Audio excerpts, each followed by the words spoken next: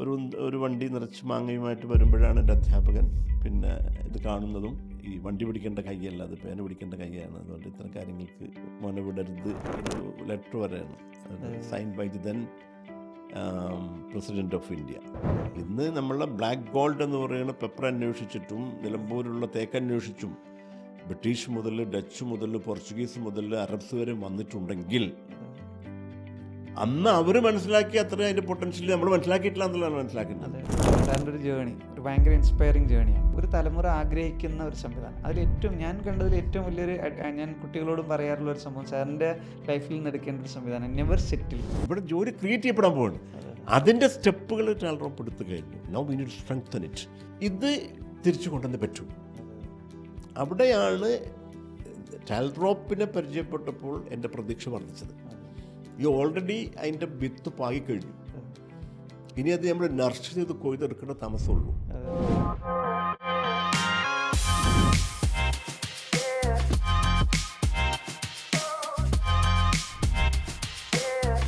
Hi all, untold സ്റ്റോറീസിൻ്റെ മറ്റൊരു അധ്യായത്തിലേക്ക് സ്വാഗതം. ഇന്ന് നമ്മളോടൊപ്പം ഒരു സ്പെഷ്യൽ അതിഥിയാണ് ഡോക്ടർ അബ്ദുസ്സലാം മുഹമ്മദ്. അദ്ദേഹത്തെ പറ്റി നമുക്ക് വളരെ ഡീറ്റെയിൽ ആയിട്ട് അറിയാം, എല്ലാവർക്കും അറിയാവുന്നതാണ്. നമ്മുടെ മർക്കസ് നോളജ് സിറ്റിയുടെ CEO ആണ്. അദ്ദേഹം ISROയുടെ മുൻ സയൻറ്റിസ്റ്റ് കൂടിയായി. അദ്ദേഹം വലിയൊരു ഇന്നോവേഷന് തുടക്കമിട്ടു, അല്ലെങ്കിൽ വലിയ ഇന്നോവേഷൻസും നമ്മളെല്ലാവരും ഇൻസ്പയർ ചെയ്യുന്ന പല പ്രോജക്റ്റുകളും ഹെഡ് ചെയ്ത ആൾ കൂടിയാണ്. അദ്ദേഹത്തെ ഏറെ ആദരവുകളോടെ നമ്മുടെ പോഡ്കാസ്റ്റിലേക്ക് സ്വാഗതം ചെയ്യാണ്. Welcome sir. Thank you mister Safeer for this episode.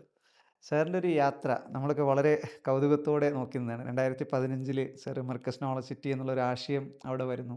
അതിനു മുമ്പ് സാറിൻ്റെ വളരെ ഇൻസ്പയറിംഗ് ആയിട്ടുള്ള ജേണി, സാർ GCCയിൽ ഗവൺമെൻറ്റുകൾ, വ്യത്യസ്ത ഗവൺമെൻറ്റുകളായിട്ടൊക്കെ വർക്ക് ചെയ്യുന്നു.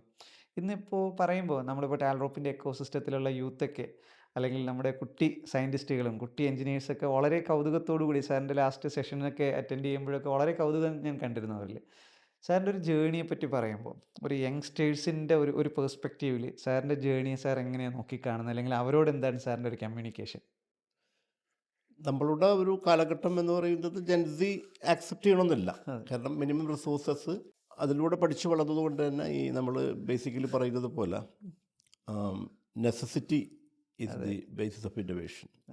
അപ്പോൾ നമുക്ക് നെസസിറ്റി ഉണ്ടായിരുന്നു, നമ്മൾ തേടി എത്തേണ്ടിയിരുന്നു റിസോഴ്സിന് വേണ്ടിയിട്ട്. മഴയും വെയിലും പിന്നെ വീട്ടിൻ്റെ അസൗകര്യങ്ങളും ഒക്കെ. പക്ഷേ അതിൻ്റെ ഒരു നല്ല വശം എന്ന് വെച്ചിട്ടുണ്ടെങ്കിൽ ആ പ്രദേശത്ത് നല്ലൊരു ഇംഗ്ലീഷ് മീഡിയം സ്കൂളിൽ പിന്നെ രക്ഷിതാക്കളെ നമ്മൾ ചേർത്തു എന്നതാണ് അതിൻ്റെ നല്ല വശമായിട്ട് കാണുന്നത്.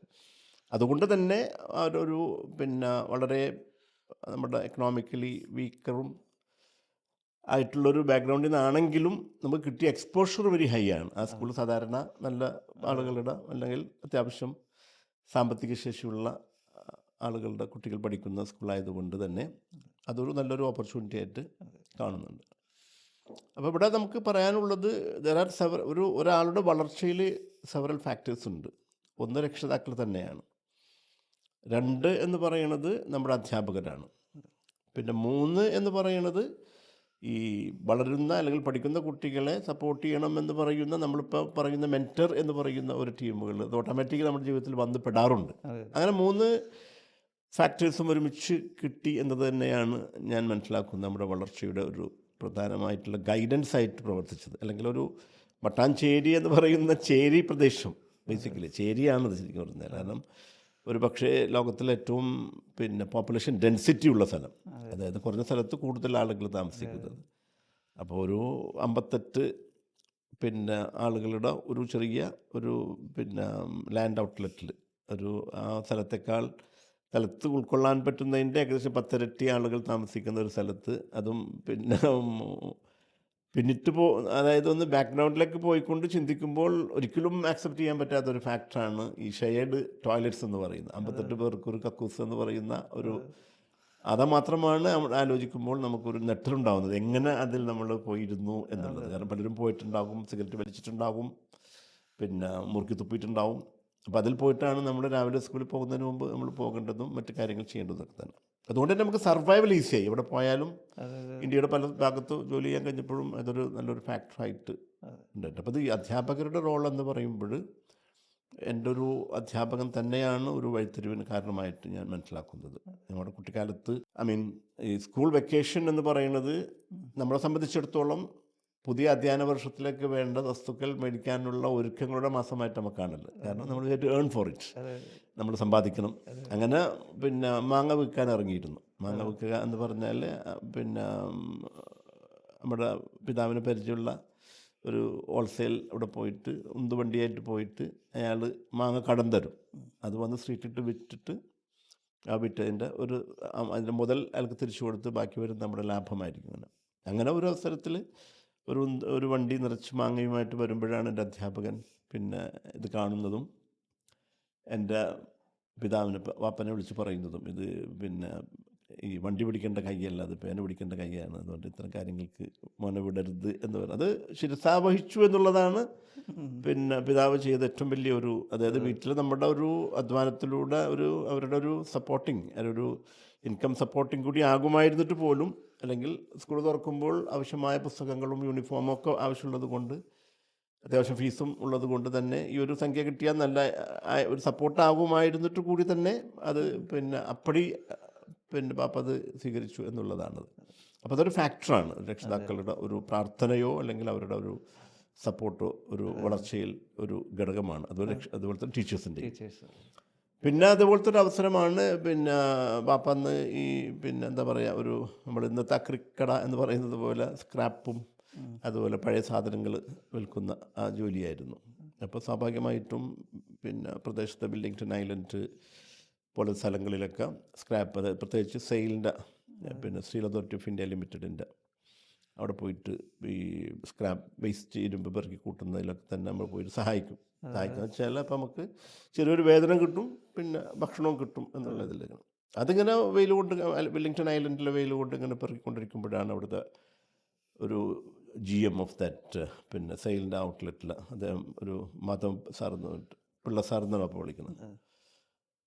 വന്നിട്ട് പറഞ്ഞു, ആ കുട്ടി ആരാണെന്ന് ചോദിക്കുകയും, അങ്ങനെ മകനാണെന്ന് പറഞ്ഞപ്പോൾ വെയിൽ വിളിക്കാനൊന്നും വിടരുത്, പഠിക്കട്ടെ എന്ന് പറയുന്നത്, അതും വലിയൊരു ഫാക്ടറായിട്ട് അങ്ങനെ നമുക്ക് വളരാനുള്ള വളങ്ങളൊക്കെ പല ഭാഗത്തു നിന്ന് കിട്ടിയെന്ന് മനസ്സിലാക്കുന്നു. വളരെ സോഷ്യലി ആൻഡ് എക്കണോമിക്കലി വീക്കർ ഇതായിരുന്നാലും ഒരു ഇംഗ്ലീഷ് മീഡിയം സ്കൂളിൽ പഠിക്കാൻ കഴിഞ്ഞു എന്നുള്ളതും ഒരുപക്ഷെ അതുകൊണ്ടായിരിക്കാം 8ാം ക്ലാസ്സിൽ പഠിക്കുമ്പോൾ എഴുതി വെച്ചൊരു സ്വപ്നമാണ് ISRO സയൻറ്റിസ്റ്റ് ആകുക എന്നുള്ളത്. സാക്ഷാത്കരിക്കാൻ കഴിഞ്ഞതിൻ്റെ പിന്നിലും അതുണ്ട് എന്ന് ഞാൻ വിശ്വസിക്കുന്നു. അപ്പോൾ ISRO സയൻറ്റിസ്റ്റ് ആകുമ്പോൾ നമ്മളിപ്പോൾ ഒരുപാട് യങ്സ്റ്റേഴ്സിൻ്റെയൊക്കെ ഒരു സ്വപ്നമാണ് ISRO സയൻറ്റിസ്റ്റ് ആവുക എന്നുള്ളതൊക്കെ. അപ്പോൾ അങ്ങനെ ഒരു ISRO സയൻറ്റിസ്റ്റ് ഒരു കുട്ടിയോട് സംസാരിക്കുമ്പോൾ, ആ കുട്ടിയുടെ കണ്ണിൽ നമ്മൾ ലാസ്റ്റ് ഒരു ഇൻവെൻറ്റർ പാർക്ക് ഇനാഗുറേഷനിൽ സാർ ഗസ്റ്റായിട്ട് വരുമ്പോൾ സാർ സംസാരിക്കുമ്പോൾ അവിടെ ഇങ്ങനെ കുട്ടികൾ ഭയങ്കര കൗതുകത്തോടെ ഇരിക്കുന്നത് ഒരു സയൻറ്റിസ്റ്റിൻ്റെ വാക്കുകൾ കേൾക്കുമ്പോൾ. ഈ സയൻറ്റിസ്റ്റ് എന്ന് പറയുന്ന ഒരു പ്രൊഫൈൽ സാറിന് ഇപ്പോഴും എത്രത്തോളം അത് ഹെൽപ്പ് ചെയ്യുന്നുണ്ട്, അല്ലെങ്കിൽ എത്രത്തോളം അത് ഇമ്പോർട്ടൻ്റ്? എല്ലാവരും ഏറെക്കുറെ നമ്മളൊരു കുട്ടിക്കാലം എടുത്ത് നോക്കിയാൽ ഒരു സയൻറ്റിഫിക് മൈൻഡ് സെറ്റ് എല്ലാവർക്കും ഉണ്ട്. അതിൻ്റെ ഒരു ഉറവിടം എന്നുള്ളത് ഓരോ വസ്തുക്കൾ കാണുമ്പോഴും അതിനെക്കുറിച്ച് എന്തുകൊണ്ടതുണ്ടായി, എങ്ങനെ ഉണ്ടായി, അങ്ങനെ ചില ക്വസ്റ്റ്യൻസ് നമ്മൾ സ്വാഭാവികമായിട്ടും മനസ്സിലേക്ക് വരേണ്ട ഒരു സംഗതിയാണ്. അതുണ്ട്, നമ്മുടെ കുട്ടിക്കാലത്ത് നമ്മൾ അങ്ങനെ ചെയ്തിട്ടുണ്ട്. അപ്പോൾ നമ്മൾ മനസ്സിലാക്കുന്നത് പിന്നീടുള്ള വിദ്യാഭ്യാസ കാലഘട്ടത്തിൽ അത്ര ആ ഒരു ഇൻക്വിസിറ്റീവ് മൈൻഡ് പോകുന്നുണ്ടോ എന്നൊരു ഭയം എനിക്ക് ഇന്നത്തെ വിദ്യാഭ്യാസ രീതി കാണുമ്പോൾ തോന്നാറുണ്ട് ഇങ്ങനെ. അപ്പം അതിൽ ഒരു ഫാക്ടർ എനിക്ക് ഹൈലി ഇൻഫ്ലുവൻസിങ് ആയിട്ട് തോന്നിയിട്ടുള്ളത് ഈ നേരത്തെ പറഞ്ഞ 3 ഘടകങ്ങളുണ്ടല്ലോ, നമ്മുടെ പാരൻസ്, ടീച്ചേഴ്സ്. അപ്പോൾ നേരത്തെ ബാപ്പയുടെ ഒരു ഫാക്ടർ പറഞ്ഞത് തന്നെ ഉമ്മയുടെ ഒരു ഫാക്ടർ എന്ന് പറഞ്ഞാൽ ഈ പ്രഭാതത്തിൽ എണീക്കൽ നിർബന്ധമായിരുന്നു. വെളുപ്പം കാലത്ത് 5 മണിക്ക് എണീക്കൽ നിർബന്ധമായിരുന്നു. ഉമ്മക്ക് അത് ഭയങ്കര കമ്പൾസറി ആയിരുന്നു. അപ്പോൾ അതിൻ്റെ ഒരു മോട്ടിവേഷൻ എന്ന് പറയുന്നത് ഈ പറയുമായിരുന്നു ഇങ്ങനെ, ഇപ്പം എണീറ്റാൽ ഞാനൊരു അത്ഭുത നക്ഷത്രത്തെ കാണിച്ചു തരാം. അത് അവരുടെ ആ വിശ്വാസത്തിൽ വാൽനക്ഷത്രം എന്ന് പറയുന്നത് അന്ധവിശ്വാസങ്ങളുടെ ഒരു കണക്ഷൻസ് അതിലുണ്ടാകും. പക്ഷെ അതൊരു കാണാൻ കൗതുകമാണ്. അപ്പോൾ അതിന് വേണ്ടി തന്നെ നമ്മൾ വളരെ റെഡിയായിട്ട് പ്രഭാതത്തിൽ എണീറ്റിട്ട് അത് നോക്കി കണ്ടിട്ട് പിന്നീടുള്ള പഠനമാണ് അത് മനസ്സിലാക്കി തന്നത് ഹാലി കോമറ്റാണെന്നും വൺസ് ഇൻ സെവറൽ ഇയേഴ്സിന് ഒരിക്കൽ മാത്രം ഉദിക്കുന്ന നക്ഷത്രമാണെന്നൊക്കെ മനസ്സിലാക്കാൻ കഴിഞ്ഞത്. അപ്പോൾ അതൊരു ആ ഒരു ഒരു പിന്നെ ഒരു മോട്ടിവേഷൻ, ഇത് എണീറ്റാൽ ഒരു പ്രകൃതി അത്ഭുതം കാണിച്ചു തരാം, പ്രകൃതിയിൽ അത്ഭുതം കാണിച്ചു തരാം എന്നുള്ളതൊരു ഒരു എൻക്വയറിക്കുള്ള അല്ലെങ്കിൽ ഒരു ഇൻക്വിസിറ്റീവ് മൈൻഡിനുള്ള ഫാക്ടറായിട്ട് ഞാൻ മനസ്സിലാക്കുന്നു. അപ്പോൾ എന്ത് കണ്ടാലും എന്തുകൊണ്ടാണ് അതെന്നുള്ള ഒരു ചോദ്യം അവിടെ എപ്പോഴും വരുന്നത്. അതാണ് ബേസിസ് ഓഫ് സയൻസ് എന്ന് പറയുന്നത്. ഞാൻ മനസ്സിലാക്കുന്നത് നമ്മളിപ്പം കുട്ടികളുടെ ഇപ്പോൾ പിന്നെ ഒരു കുട്ടി സംസാരിക്കാൻ തുടങ്ങി 2 വയസ്സ് മുതൽ അങ്ങോട്ട് ആ ചോദ്യങ്ങൾ വരുന്നുണ്ട്. അവിടെ നമുക്കൊരു ക്രിറ്റിക്കാകുകയല്ല, രക്ഷിതാക്കൾക്ക് വലിയൊരു റോളുണ്ട്. ഫോർ എക്സാമ്പിൾ, ഈ കുട്ടി ഇങ്ങനെ തുരുതരാ ചോദ്യം ചോദിച്ചു കൊണ്ടിരിക്കും. ഇപ്പോൾ നമുക്ക് അന്നുണ്ടായ ഒരു അഡ്വാൻറ്റേജ് എന്ന് പറയുന്നത് ഗ്രാൻഡ് പാരൻസ് അത് ക്ഷമയോട് കേട്ടിരുന്നു കൊണ്ട് നമുക്ക് സാറ്റിസ്ഫാക്ഷൻ തരുന്ന മറുപടി തരുമായിരുന്നു എന്നുള്ളത്. അപ്പോൾ അത് കിട്ടുമ്പോൾ ചോദ്യങ്ങളുടെ നമ്മുടെ നമ്പേഴ്സ് കൂടുമായിരുന്നു.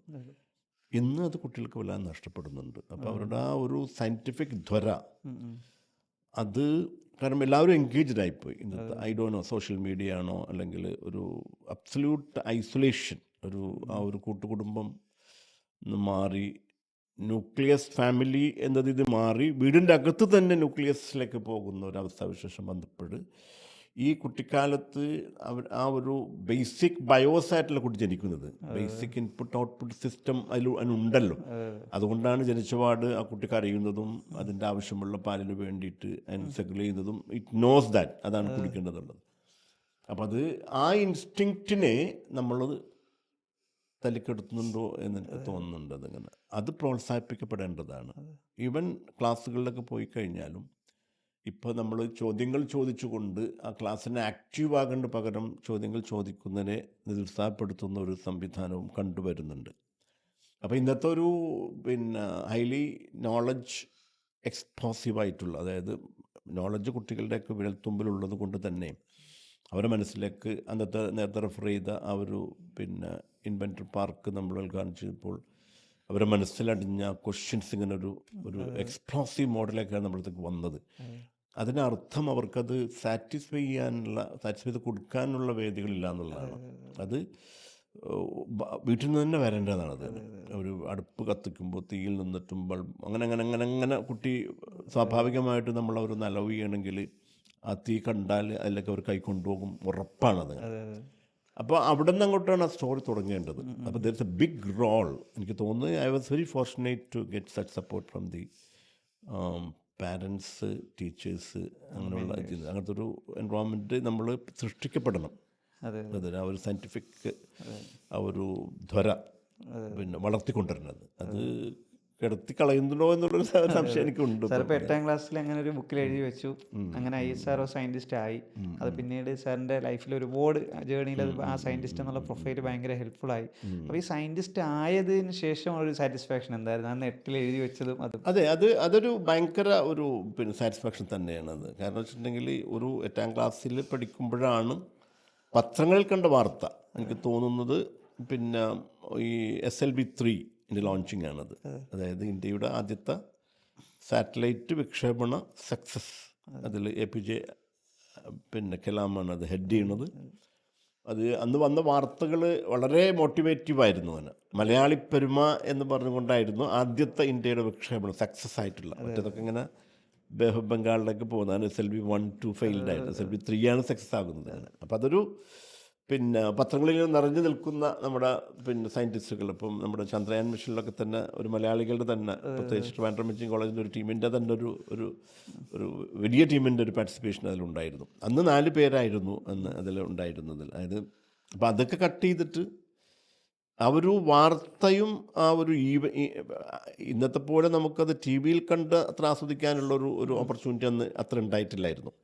പക്ഷേ പത്രങ്ങളിൽ നന്നായിട്ട് വന്നതിൻ്റെ അനുസരിച്ച് അത് വായിക്കുകയും അത് കട്ട് ചെയ്ത് ഡയറിയിൽ കുറിച്ചിട്ട് താഴെ എഴുതി വെച്ചിരുന്നു. I will become, I want എന്നല്ല, ഈ കുട്ടികളിലേക്ക് നമ്മൾ കൊടുക്കേണ്ട ഒരു പിന്നെ ഈ സബ് കോൺഷ്യസ് മൈൻഡിലേക്ക് നമ്മൾ കൊടുക്കേണ്ടത് യെസ്, നത്തിങ് ഈസ് ഇമ്പോസിബിൾ എന്ന് തന്നെയാണ്. അപ്പോൾ ഐ വിൽ എന്ന് തന്നെയാണ് നമ്മൾ അവർ പറഞ്ഞ് പഠിപ്പിക്കേണ്ടത്. കാരണം നത്തിങ് ഈസ് ഇമ്പോസിബിൾ. ഈ യൂണിവേഴ്സ് എന്നുള്ളത് മനുഷ്യരാണ് അതിൻ്റെ ഒരു വലിയ ഉപഭോക്താവ്. ഈ യൂണിവേഴ്സിൻ്റെ ഓരോ വസ്തുക്കളെടുത്ത് നോക്കുകയാണെങ്കിൽ പിന്നെ സോളാർ സിസ്റ്റം മുതൽ സൺലൈറ്റ് മുതൽ അതുപോലെ തന്നെ മൂണ്, ടൈഡ്, ഇതൊക്കെ മനുഷ്യന് വേണ്ടിയിട്ടാണ്. അവനാണ് കൺസ്യൂമർ. അവന് അതിനെ അതിജീവിക്കാൻ കഴിയണം. അപ്പോൾ എസ് വി ക്യാൻ ഡു.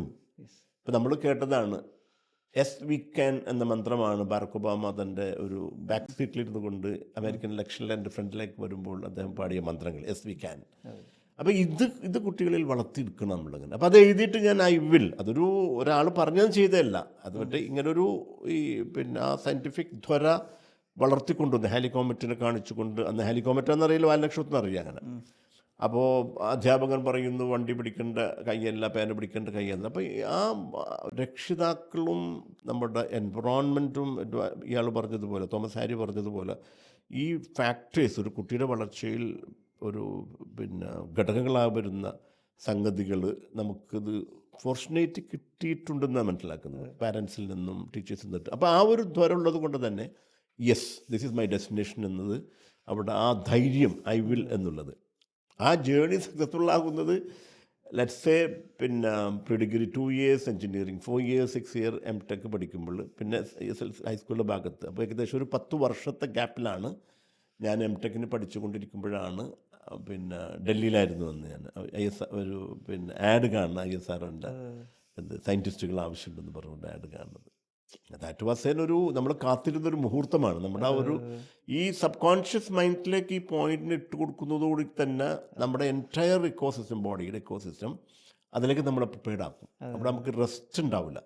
നമ്മുടെ എല്ലാ പിന്നെ വായനയും ടോക്കും അതുപോലെ തന്നെ പഠനവും അതിലേക്ക് ഫോക്കസ് ആയിരിക്കുന്നു. ഞാൻ ഓർക്കുന്നുണ്ട്, ഓരോ ക്ലാസ്സിൽ പഠിക്കുമ്പോഴും നമ്മൾ തിരിച്ച് ടീച്ചേഴ്സിന് ചോദിക്കുന്ന ക്വസ്റ്റ്യൻസും അതിനോട് ആസ്പദമാക്കിയിട്ടായിരിക്കും. ഇപ്പോൾ നമ്മൾ മാത്തമാറ്റിക്സ് പഠിക്കുമ്പോഴൊക്കെ അങ്ങനെ ക്വസ്റ്റ്യൻസ് നമ്മൾ ചോദിച്ചത് ഓർക്കുന്നുണ്ട്. അപ്പോൾ അങ്ങനെ ഇൻ്റർവ്യൂവിൻ്റെ കാണുന്നു, ഓൾ ഇന്ത്യ സെലക്ഷനാണ്. അപ്പോൾ എന്ത് ചെയ്തു, ഞാനന്ന് ഡൽഹിയിലാണ്, ഞാൻ പിന്നെ ഇത് റെഗുലർ കമ്പാർട്ട്മെൻറ്റിൽ, ജനറൽ കമ്പാർട്ട്മെൻറ്റിലാണ് ബുക്ക് ചെയ്തത്. കാരണം ഉറങ്ങാൻ പാടില്ല. 3 ദിവസം യാത്ര, ഡൽഹി ടു ബാംഗ്ലൂർ ട്രെയിനിലാണ്.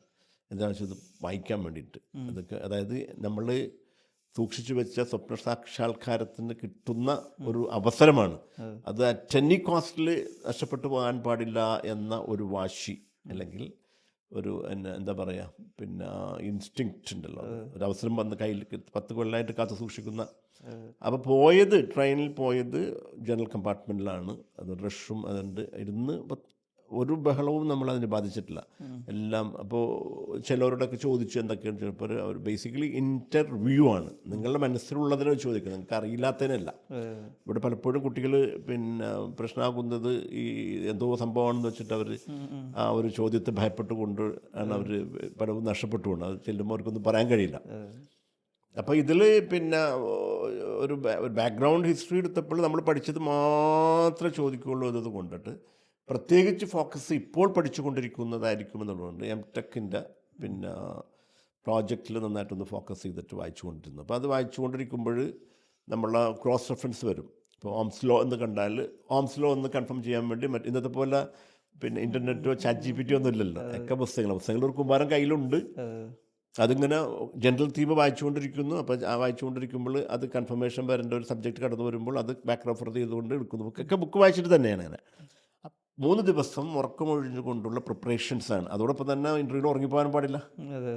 അങ്ങനെ ഞാൻ പിന്നെ അവിടെ എത്തുമ്പോൾ പിന്നീട് മനസ്സിലായത് ഇന്ത്യയിലെ പ്രഗത്ഭരായ സ്പേസ് സയൻറ്റിസ്റ്റുകളുടെ ഒരു നിര തന്നെ ഒരു ഡെഫിനറ്റ്ലി ഒരു ഡസനില്ലെങ്കിലും just around 10 people are there, prominent scientist. അവരുടെ മുമ്പിലേക്കാണ് നമ്മളിങ്ങനെ എത്തിപ്പെടുന്നത്. ഇങ്ങനെ സ്വാഭാവികമായുള്ള ടെൻഷനുണ്ടായിരുന്നു, ഉറക്കക്ഷീണം ഉണ്ടായിരുന്നു. പക്ഷേ ഒരു നമ്മൾ എഴുതി വെച്ച ഒരു വലിയ സ്വപ്നത്തിൻ്റെ സാക്ഷാത്കാരത്തിൻ്റെ ദിനമാണെന്നുള്ളത് കൊണ്ട് തന്നെ.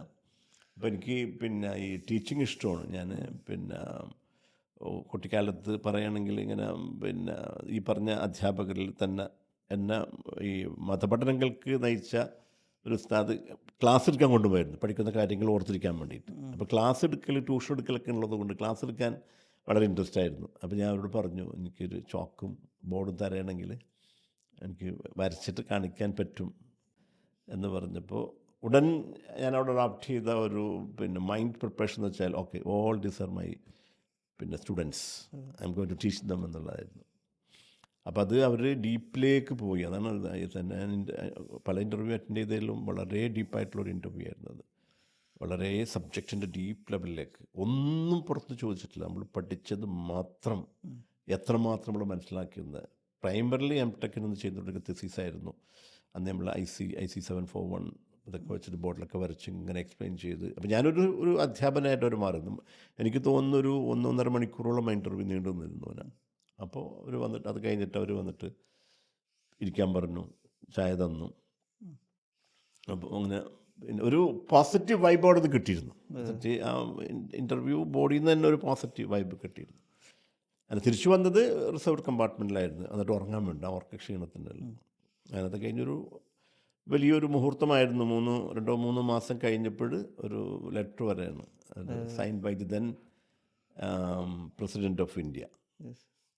പിന്നെ പ്രോബ്ലി ഐ തിങ്ക് ശങ്കർദാസ് ശർമ്മയെന്ന് തോന്നുന്നുണ്ട് അദ്ദേഹത്തിൻ്റെ ഇതിൽ പ്രസിഡൻഷ്യൽ ഓഫീസിൽ നിന്നാണ് നമ്മൾ അപ്പോയിൻ്റ് ചെയ്തുകൊണ്ടുള്ള ഒരു ലെറ്റർ വരുന്നത്. അത് യു കൻ ഇമാജിൻ നമ്മൾ ഒരു 10 വർഷത്തോളം കാത്തു സൂക്ഷിച്ചൊരു സ്വപ്ന സാക്ഷാത്കാരത്തിൻ്റെ ഒരു വലിയ മൊമെൻ്റ് തന്നെയായിരുന്നു അത്.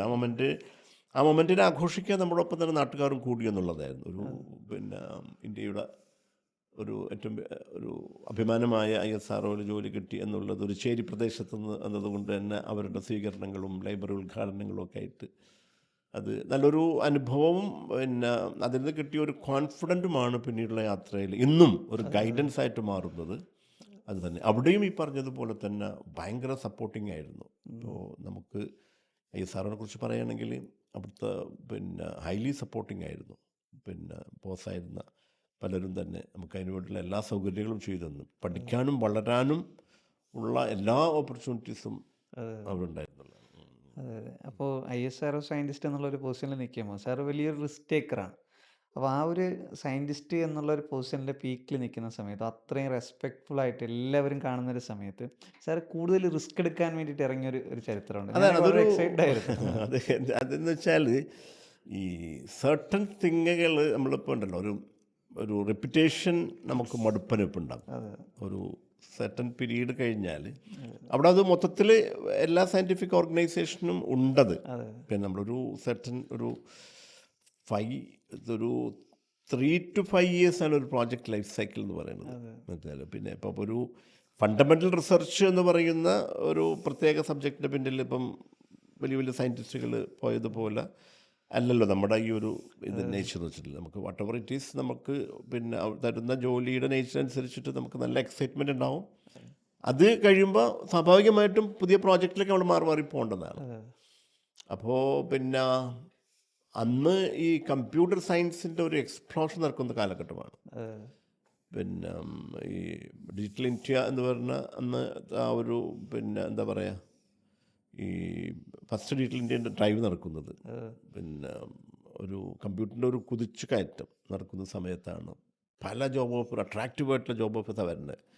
ഡൽഹിയിൽ നിന്നും അതൊക്കെ എല്ലാം പോയി അറ്റൻഡ് ചെയ്യും. പിന്നെ ഏതായാലും ഒരു മാസത്തിലൊരിക്കൽ ഒരു ഇൻ്റർവ്യൂവിന് പോകും. കാരണം വെച്ചാൽ അന്ന് പിന്നെ TAD എന്ന് വെച്ചാൽ നല്ല എമൗണ്ടാണ് കിട്ടുക. അപ്പോൾ ഒരു പുതിയ സബ്ജക്റ്റിലേക്ക് പോകണമെന്നുള്ള ഒരു ഇതിലാണ് അതിലേക്ക് പോയത്. അപ്പോൾ അങ്ങനെയാണ് ഈ പിന്നെ നമ്മൾ ഒരു ഡൽഹി ബേസ്ഡ് ചെയ്തിട്ടുള്ള പിന്നെ ഒരു GIS മാപ്പിംഗ് GIS അങ്ങനെ ആയി വരുന്നത്. നമ്മളിപ്പോൾ ഇന്നിപ്പോൾ ഗൂഗിൾ കൊണ്ട് എല്ലാവർക്കും അതിനെ കുറിച്ചിട്ട് അറിയാം. അന്ന് ഗൂഗിളൊന്നും ഇല്ല. അപ്പോൾ ഒരു പ്രോജക്റ്റ് കണ്ടപ്പോൾ നെതർലാൻഡിൻ്റെ സപ്പോർട്ടോടുകൂടി വരുന്ന ഒരു പ്രോജക്റ്റാണത്. ഒരു പിന്നെ എൻറ്റയർ ഡൽഹിയുടെ ഒരു സെർട്ടൺ സെഗ്മെൻറ്റ് 20 square kilometer മാപ്പ് ചെയ്യുന്ന ഒരു ജോലി. അപ്പോൾ അതൊരു ഭയങ്കര അട്രാക്റ്റീവായിട്ട് തോന്നി. കാരണം നമ്മളിവിടെ ISROയിൽ വർക്ക് ചെയ്യുമ്പോൾ ചെയ്ത കുറേ പിന്നെ ഇമേജ് പ്രോസസ്സിങ് ടെക്നിക്സും ഒക്കെ ആയിട്ട് ഇങ്ങനെ. അപ്പോൾ അതിൽ പിന്നെ പെട്ടെന്ന് ഇൻ്റർവ്യൂ പോലും ഇല്ലാതെ കിട്ടിയപ്പോൾ അങ്ങോട്ട് മൂവ് ചെയ്തു എന്നുള്ളതാണ്. അത് മൂവ് ചെയ്ത് അത് നമ്മൾ ഉദ്ദേശിച്ച ലെവലിലേക്ക് അത് ടേക്ക് ഓഫ് നടന്നില്ല. പ്ലസ് നമ്മുടെ ഈ ഒരു പിന്നെ പഠനവും മുന്നോട്ടുള്ള യാത്രയും വീട്ടിൽ ക്ഷീണം ഉണ്ടാക്കിയിട്ടുണ്ടായിരുന്നു. അതായത് പിന്നെ ഫാദർ ഇറ്റ് ഒരു ലേബർ ജോലിയായിരുന്നല്ലോ. ഒരു സെർട്ടൺ ഏജൊക്കെ അത് കഴിയുള്ളൂ. അപ്പം എന്നെ സംബന്ധിച്ചിടത്തോളം പ്രായമായി വരുന്നു. പിന്നെ ധാരാളം പെൺകുട്ടികൾ കല്യാണം കഴിക്കണം. നാട്ടിലൊരു സിസ്റ്റം അതാണല്ലോ. പിന്നെ സമൂഹത്തിന് അങ്ങനത്തെ ഒരു സ്കോളർഷിപ്പ് സംഗതികളൊന്നും അന്നില്ല. അങ്ങനത്തെ ഉള്ളവരൊക്കെ ഇപ്പം ഇന്നിപ്പോൾ നമ്മുടെ മുമ്പിൽ എത്തിപ്പെട്ടാലും നമുക്കിന്ന് പല പ്രൊവിഷൻസും ഉണ്ട്. അങ്ങനെയുള്ളവരൊന്ന് ഫോക്കസ് ചെയ്തിട്ടും അവരുടെ കാര്യം സമൂഹം ഏറ്റെടുത്തിട്ട് അവരെ വളർത്തണമെന്നുള്ള ഇതിലേക്ക്. അപ്പം അതൊന്നും അതില്ലാത്തത് കൊണ്ട് ഒരു change want of money supporting the family was a necessity. അങ്ങനെയാണ് ഡൽഹിയിൽ ചെയ്യുമ്പോൾ ഒരു ആഡ് കാണുന്നതും. അപ്പോൾ എസ്രോന്ന് വിട്ട് ഡൽഹിയിൽ ജോലി ചെയ്തുകൊണ്ടിരിക്കുന്ന ആ പ്രോജക്റ്റിലുള്ളപ്പോഴാണ് ആ സിമിലർ പ്രോജക്റ്റിൻ്റെ ഖത്തറിലേക്കുള്ള ഒരു ഓപ്പണിംഗ് കാണുന്നത്. അപ്പോൾ ഒരു കൗതുകത്തിന് വേണ്ടി പോയിട്ട് ഇൻ്റർവ്യൂ അറ്റൻഡ് ചെയ്തു. അപ്പോൾ അയാൾ ഭയങ്കരമായിട്ട്, ഒരു കനേഡിയൻ ആയിരുന്നു ഇൻ്റർവ്യൂ ചെയ്യാൻ വന്നത്. അയാൾ ഭയങ്കരമായിട്ട് മോട്ടിവേറ്റ് ചെയ്യിച്ചു. യു ആർ സെലക്റ്റഡ് എന്ന് ഓപ്പൺ ലെറ്റർ തന്നെ തരുകയും ചെയ്തപ്പോൾ അങ്ങനെ വെൻ ടു പിന്നെ Qatar for taking up the അവിടെ they are establish with the Canadian support. അപ്പോൾ ഇവിടെ ഈ ഡൽഹിയിലേക്ക് ജമ്പ് ചെയ്ത ജോബിൽ കിട്ടാത്ത ഒരു സംഭവം അവിടെ കിട്ടാൻ പോകുന്നു എന്ന പ്രതീക്ഷയിലാണ് കനേഡിയൻ സപ്പോർട്ടോട് കൂടിയിട്ട് എൻറ്റയർ നാഷൻ്റെ ഒരു GIS ഡാറ്റാബേസ് ഡെവലപ്മെൻറ്റും GIS സിസ്റ്റം ഡെവലപ്മെൻറ്റിലൊക്കെ ഒരു ഓപ്പർച്യൂണിറ്റി നിലക്ക് കിട്ടിയപ്പോൾ അതിലേക്ക് ജമ്പ് ചെയ്ത് ദാറ്റ് വാസ് ഗുഡ്. അത് പിന്നെ we could do. 2 national award വരെയും കിട്ടിയ ഒരു ജമ്പായിരുന്നു അത്. അതും പിന്നെ അതും വിട്ടത് തന്നെ പിന്നെ ഒരു സിസ്റ്റത്തിന് ഒരു എന്താ പറയുക, ഒരു കെമിസ്ട്രി വെക്കണം ബോസുമാരും കൂടെ വർക്ക് ചെയ്യുന്നവരൊക്കെ. അങ്ങനെ പിന്നെ ഞാൻ ഒരുമിച്ച് വർക്ക് ചെയ്ത ഒരു പിന്നെ ഖത്തർ നാഷണൽ പിന്നെ അദ്ദേഹം പിന്നീട് എൻ്റെ ബോസായിട്ട് വരികയും അദ്ദേഹത്തിന് എൻ്റെ സപ്പോർട്ട് അത്യാവശ്യമായിട്ട് വരികയും ചെയ്തു. അദ്ദേഹം മാറിയ പിന്നെ എനിക്ക് തോന്നി അവിടെ നിൽക്കൽ കുറച്ച് റിസ്ക് ആണെന്നുള്ളത്. കാരണം പുതിയ ആളുകൾക്ക് ഈ ഡാറ്റ വെച്ചല്ല, നാഷണൽ ഡാറ്റാബേസ് വെച്ച് നമ്മൾ കളിക്കുന്നത്. അപ്പോൾ അത് ഈ ഡാറ്റ വാസ് ഹൈലി കോൺഫിഡൻഷ്യലായിട്ട് ഡാറ്റ ഉണ്ട്. നമ്മൾ പുറത്തുള്ളവരായിട്ട് പോലും നമ്മളെ വിശ്വസിച്ച് കൊണ്ടാണല്ലോ അവർ ആ ഡാറ്റ നമ്മൾക്ക് തരുന്നത്. അപ്പോൾ അത് അങ്ങോട്ടും ഇങ്ങോട്ടുള്ള എക്സ്ചേഞ്ചിൽ ചാലഞ്ചസ് വരും, പുതിയ ബോസുമാർ വരുമ്പോൾ എന്ന് കണ്ടുകൊണ്ടാണ് അവിടെ ഞാൻ റിസൈൻ ചെയ്തതെന്നും പിന്നെ ന്യൂ പ്രോജക്റ്റിലേക്ക് അവിടെ ഇങ്ങനെ 2 നാഷണൽ അവാർഡ് തന്ന് നമുക്ക് പിന്നെ എന്തും തരാൻ തയ്യാറായിരിക്കുന്ന സമയത്താണ് അവിടെ നിന്ന് സ്ഥലം വിടുന്നത്. അങ്ങനെയാണ് UAE വരുന്നത്. ഞാൻ UAE അതിൻ്റെ ഒരു കണ്ടിന്യൂഷൻ തന്നെയായിരുന്നു. അപ്പോൾ UAE first national topographic digital geographic database ഉണ്ടാക്കുന്നത് നമ്മളാണ്, നമ്മുടെ ടീമാണ്. അത് മിലിറ്ററിൻ്റെ കീഴിലായിരുന്നു. അതുണ്ടാക്കി കഴിഞ്ഞപ്പോൾ അപ്പോൾ അതിലെ കഴിഞ്ഞു. അങ്ങനെയാണ് ഓരോ പ്രോജക്റ്റിലേക്ക് അങ്ങനെ ജമ്പ് ചെയ്ത് പിന്നെ ഒരു പുതിയ ഡിപ്പാർട്ട്മെൻറ്റ് ഉണ്ടാക്കിയിരുന്നു പിന്നെ അബുദാബിയിൽ. ബേസിക്കലി പിന്നെ 3 മുനിസിപ്പാലിറ്റികളെ കോർഡിനേറ്റ് ചെയ്തുകൊണ്ട് വർക്ക് ചെയ്യാനുള്ളൊരു സംവിധാനത്തിൻ്റെ അതിലേക്ക് ജമ്പ് ചെയ്തു. അപ്പോൾ അതിൻ്റെ ഒരു പരുവെത്തിച്ച് കഴിഞ്ഞപ്പോൾ ഒരു സിസ്റ്റം ഡെവലപ്പ് ചെയ്തു. That also was one of the best system. അവിടെയും ഇതുപോലെ തന്നെ അതൊരു പിന്നെ ബെസ്റ്റ് സിസ്റ്റം പിന്നീട് ഞാൻ പോയതിന് ശേഷം best system the world award കിട്ടുകയും ചെയ്തു തന്നെ. അങ്ങനെ നിൽക്കുമ്പോഴാണ് ഒരു മനസ്സിൻ്റെ ഒരു ആഗ്രഹമായിരുന്നു നമ്മൾ കിട്ടിയ നോളജ് ബിഫോർ റിട്ടയറിങ് പിന്നെ നമ്മുടെ 2 ഹോളി സിറ്റി കൊടുക്കണമെന്നുള്ളത്, മക്ക ആൻഡ് മദീന. അതൊരു മനസ്സിൻ്റെ ഒരു ഡിസയറായിരുന്നു. നമ്മളെന്തെങ്കിലും നേടിയിട്ടുണ്ടെങ്കിൽ അത് ആ സിറ്റി ഡെവലപ്മെൻറ്റ് കൊടുക്കണമെന്നൊരു ആഗ്രഹത്തിപരമായിട്ട് അങ്ങനെ ഒരു ഓപ്പർച്യൂണിറ്റി കിട്ടുകയും ഐ കുഡ് ഒരു കുറഞ്ഞ സമയമാണെങ്കിലും മക്കയും മദീനയും സപ്പോർട്ട് ചെയ്യാൻ മക്ക മദീനയുടെ പ്ലാനിങ്ങിൽ പിന്നെ സപ്പോർട്ട് ചെയ്യാൻ കഴിഞ്ഞു എന്നുള്ളതാണ്. അതിനുശേഷമാണ് എല്ലാം ഇട്ടുകൊണ്ട് ഖത്തർ ഗവൺമെൻറ് വേണ്ടി വർക്ക് ചെയ്തു, UAE ഗവൺമെൻറ് വേണ്ടി, പിന്നെ സൗദി ഗവൺമെൻറ് വേണ്ടി വർക്ക് ചെയ്ത്. അങ്ങനെ അപ്പോൾ ഒരു കമ്മ്യൂണിറ്റിയിൽ ഡ്രേപ്പി ഉസ്താദ് ഒരു വലിയ, നമ്മളിപ്പോൾ താമരശ്ശേരി ചുരം ഇങ്ങനെ ഇറങ്ങി വരുമ്പോൾ ഒരു 125 ഏക്കറിൽ ഒരു വലിയൊരു സിറ്റി, അതിലേക്ക് ചെന്ന് കയറുമ്പോഴാണ് നമുക്ക് അതിൻ്റെ ഒരു ഫീല് കിട്ടുന്നത്. അപ്പോൾ അതുപോലൊരു സ്ഥലം, അതുപോലൊരു വലിയൊരു സിറ്റി, ഒരു ടൗൺഷിപ്പ്, ഒരു സെൽഫ് സസ്റ്റൈനബിൾ സിറ്റി എന്നൊക്കെ ഉള്ള ഒരു സംഭവം. അങ്ങനെ ഒരു കമ്മ്യൂണിറ്റി ലീഡറിൻ്റെ ഒരു സ്വപ്നം, ആ സ്വപ്നം അതിലേക്ക് അതിൻ്റെ ഒരു ചുക്കാൻ പിടിക്കാൻ സാർ പോകുമ്പോൾ ഒരു മാനസികാവസ്ഥ എന്തായിരുന്നു? അത് പിന്നെ ബേസിക്കലി അതും ഇതേ ഇൻസ്റ്റിങ്ക്റ്റ് തന്നെയാണ്. കാരണം നമ്മൾ പിന്നെ ബേസിക്കലി ഞാൻ പറഞ്ഞില്ലേ, ഫ്രം ദി ISRO നമ്മൾ പിന്നെ ഭൂമിയെക്കുറിച്ചും അതിൻ്റെ ഡെവലപ്മെൻറ്റ് മോണിറ്ററിങ്ങും അതിന് ഓപ്റ്റിമൽ ഡെവലപ്മെൻറ്റ് വേണം എന്നൊക്കെയുള്ള നമ്മുടെ സ്റ്റഡീസിൻ്റെ പാർട്ടായിട്ട് മാറിയത്. ഇതോ നമ്മളതിൻ്റെ സപ്പോർട്ടിങ് ടീം നമ്മുടെ വളർച്ചയുടെ കാലമായിരുന്നല്ലോ. അപ്പോൾ പിന്നെ നമ്മൾ ഏറ്റവും കൂടുതൽ നമ്മൾ ഇൻഫ്ലുവൻസ് ചെയ്തത് അബുദാബിയാണ്. അബുദാബിയുടെ ഒരു ദുബായിയുടെ ഒക്കെ ഫാസ്റ്റ് ഡെവലപ്മെൻറ്റ് നമ്മുടെ കൺമുമ്പിലൂടെയാണ് ഇങ്ങനെ സിറ്റികൾ ഡെവലപ്പ് ചെയ്യുന്നത്. നമ്മൾ കയ്യിൽ എന്താണ് ഈ ഇതിനെക്കുറിച്ചുള്ള ഡാറ്റ നമ്മുടെ കയ്യിലുമാണ്. അങ്ങനെ അപ്പോൾ നമുക്കിങ്ങനെ ഒരു അറിയാതൊരു ആഗ്രഹം വന്നു പോകും. അങ്ങനെ നമ്മളിപ്പം സിംബോളിക് വേർഡിലാണ് ജോലി ചെയ്തുകൊണ്ടിരിക്കുന്നത്. അങ്ങനെ അപ്പോൾ ഒരു ബിൽഡിംഗ് ആണെങ്കിൽ അതിനെ നമ്മൾ മാത്തമാറ്റിക്കൽ ഷേപ്പായിട്ടുള്ള റെക്റ്റാങ്കിളായിട്ടും ട്രയാങ്കിളായിട്ടൊക്കെ കാണുന്നത്, അതിൻ്റെ ഡാറ്റ അനലൈസ് ചെയ്യലൊക്കെ ആയിട്ട് വരുമ്പോൾ അതൊരു സിംബോളിക് വേൾഡിൽ നിന്ന് മാറിയിട്ട് റിയൽ വേൾഡിലേക്ക് എന്തെങ്കിലുമൊക്കെ ചെയ്യാൻ പറ്റുമെന്നുള്ള ഒരു തോട്ട് പ്രോസസ്സാണ് അതിനെ സ്വാധീനിച്ചത്. അപ്പോൾ ഒരു ലക്കിലി എൻ്റെ ഒരു അറബ് ഫ്രണ്ട് അവരും ഇതേ തോട്ട് പ്രോസസ്സുകാരനാണ്. നമ്മളൊരു അർബൻ ഡെവലപ്മെൻറ്റ് സോഫ്റ്റ്വെയർ മേടിച്ചിട്ട് നമ്മൾ ഡിജിറ്റലി സിറ്റി ഉണ്ടാക്കും. അന്നതൊക്കെ ഒരു ലക്ഷറി സോഫ്റ്റ്വെയർ ആയിരുന്നു. അതുണ്ടാക്കും, അതിങ്ങനെ പൊളിക്കും, അതുണ്ടാക്കും, അങ്ങനെ സിറ്റി ഉണ്ടാക്കും. അതൊരു ക്രൈസായിട്ട് മനസ്സിൽ ഇങ്ങനെ ഒരു പിന്നെ we should be part of making A city എന്നുള്ളതിൽ പിന്നെ അങ്ങനെ ഒരു ആഗ്രഹമായിട്ട് നടക്കുമ്പോഴാണ് നമ്മളൊരു പിന്നെ ഫ്രണ്ട് വഴി പിന്നെ കേരളത്തിലേക്ക് പിന്നെ FDI ഇൻവെസ്റ്റ്മെൻറ്റോടുകൂടി അറബ്സ് പിന്നെ ഭയങ്കര സിറ്റീസ് ഉണ്ടാക്കുന്നത് അന്നത്തെ റിയൽ എസ്റ്റേറ്റിൻ്റെ ബൂം ടൈമിൽ.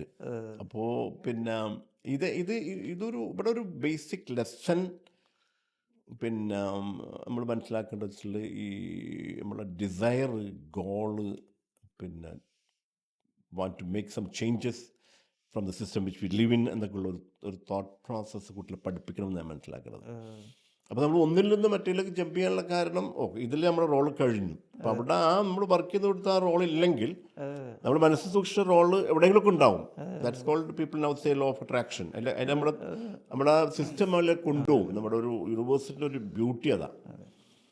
അപ്പോൾ നമ്മളിങ്ങനെ ഈ പിന്നെ സിറ്റീൻ്റെ പിന്നെ ഡാറ്റാബേസ് ഉണ്ടാക്കി പിന്നെ മേജർ ഫീച്ചേഴ്സിൻ്റെ ബിൽഡിങ്സ് റോഡിനെയും മാത്തമാറ്റിക്കൽ സിമ്പിളായിട്ട് കാണുന്നതിൽ നിന്നിട്ട് can I do something to build such things and can I be part of it.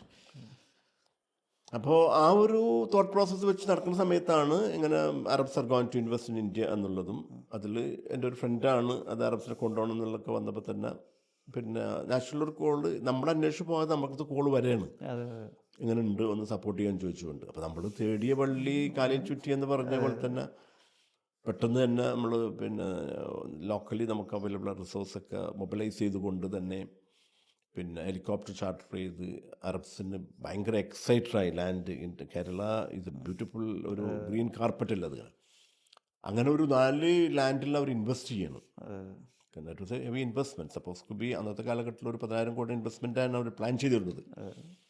അങ്ങനെ 4 ലാൻഡ് മേടിക്കാൻ നമ്മൾ സഹായിച്ചു. 4ൻ്റെ അക്വസിഷൻ പ്രോസസ്സിലേക്കും അതിൻ്റെ പ്ലാനിങ്ങിലൊക്കെ പാർട്ടിസിപ്പേറ്റ് ചെയ്യാൻ പറ്റി.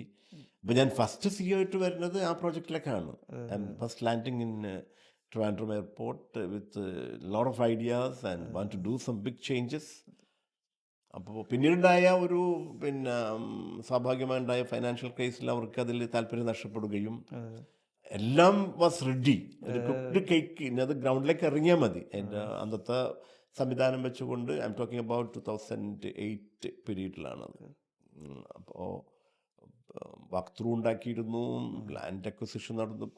തകൃതിയായി ലാൻഡ് അക്വസിഷൻ നടന്നുകൊണ്ടിരിക്കുന്നു. പിന്നെ ആലുവയിൽ 2 പീസ് ഓഫ് ലാൻഡ്, ട്രിവാൻഡ്രത്ത് 2 പീസ് ഓഫ് ലാൻഡ്. അതിൻ്റെ പിന്നെ ഗ്രൗണ്ട് ബ്രേക്കിംഗ് പരിപാടി വരെയും കഴിഞ്ഞ സമയത്താണ് ടക്ക് എന്ന് പറഞ്ഞിട്ട് അത്. അപ്പോൾ അത് എന്തായി അവിടെ അത് അസ്തമിച്ചു.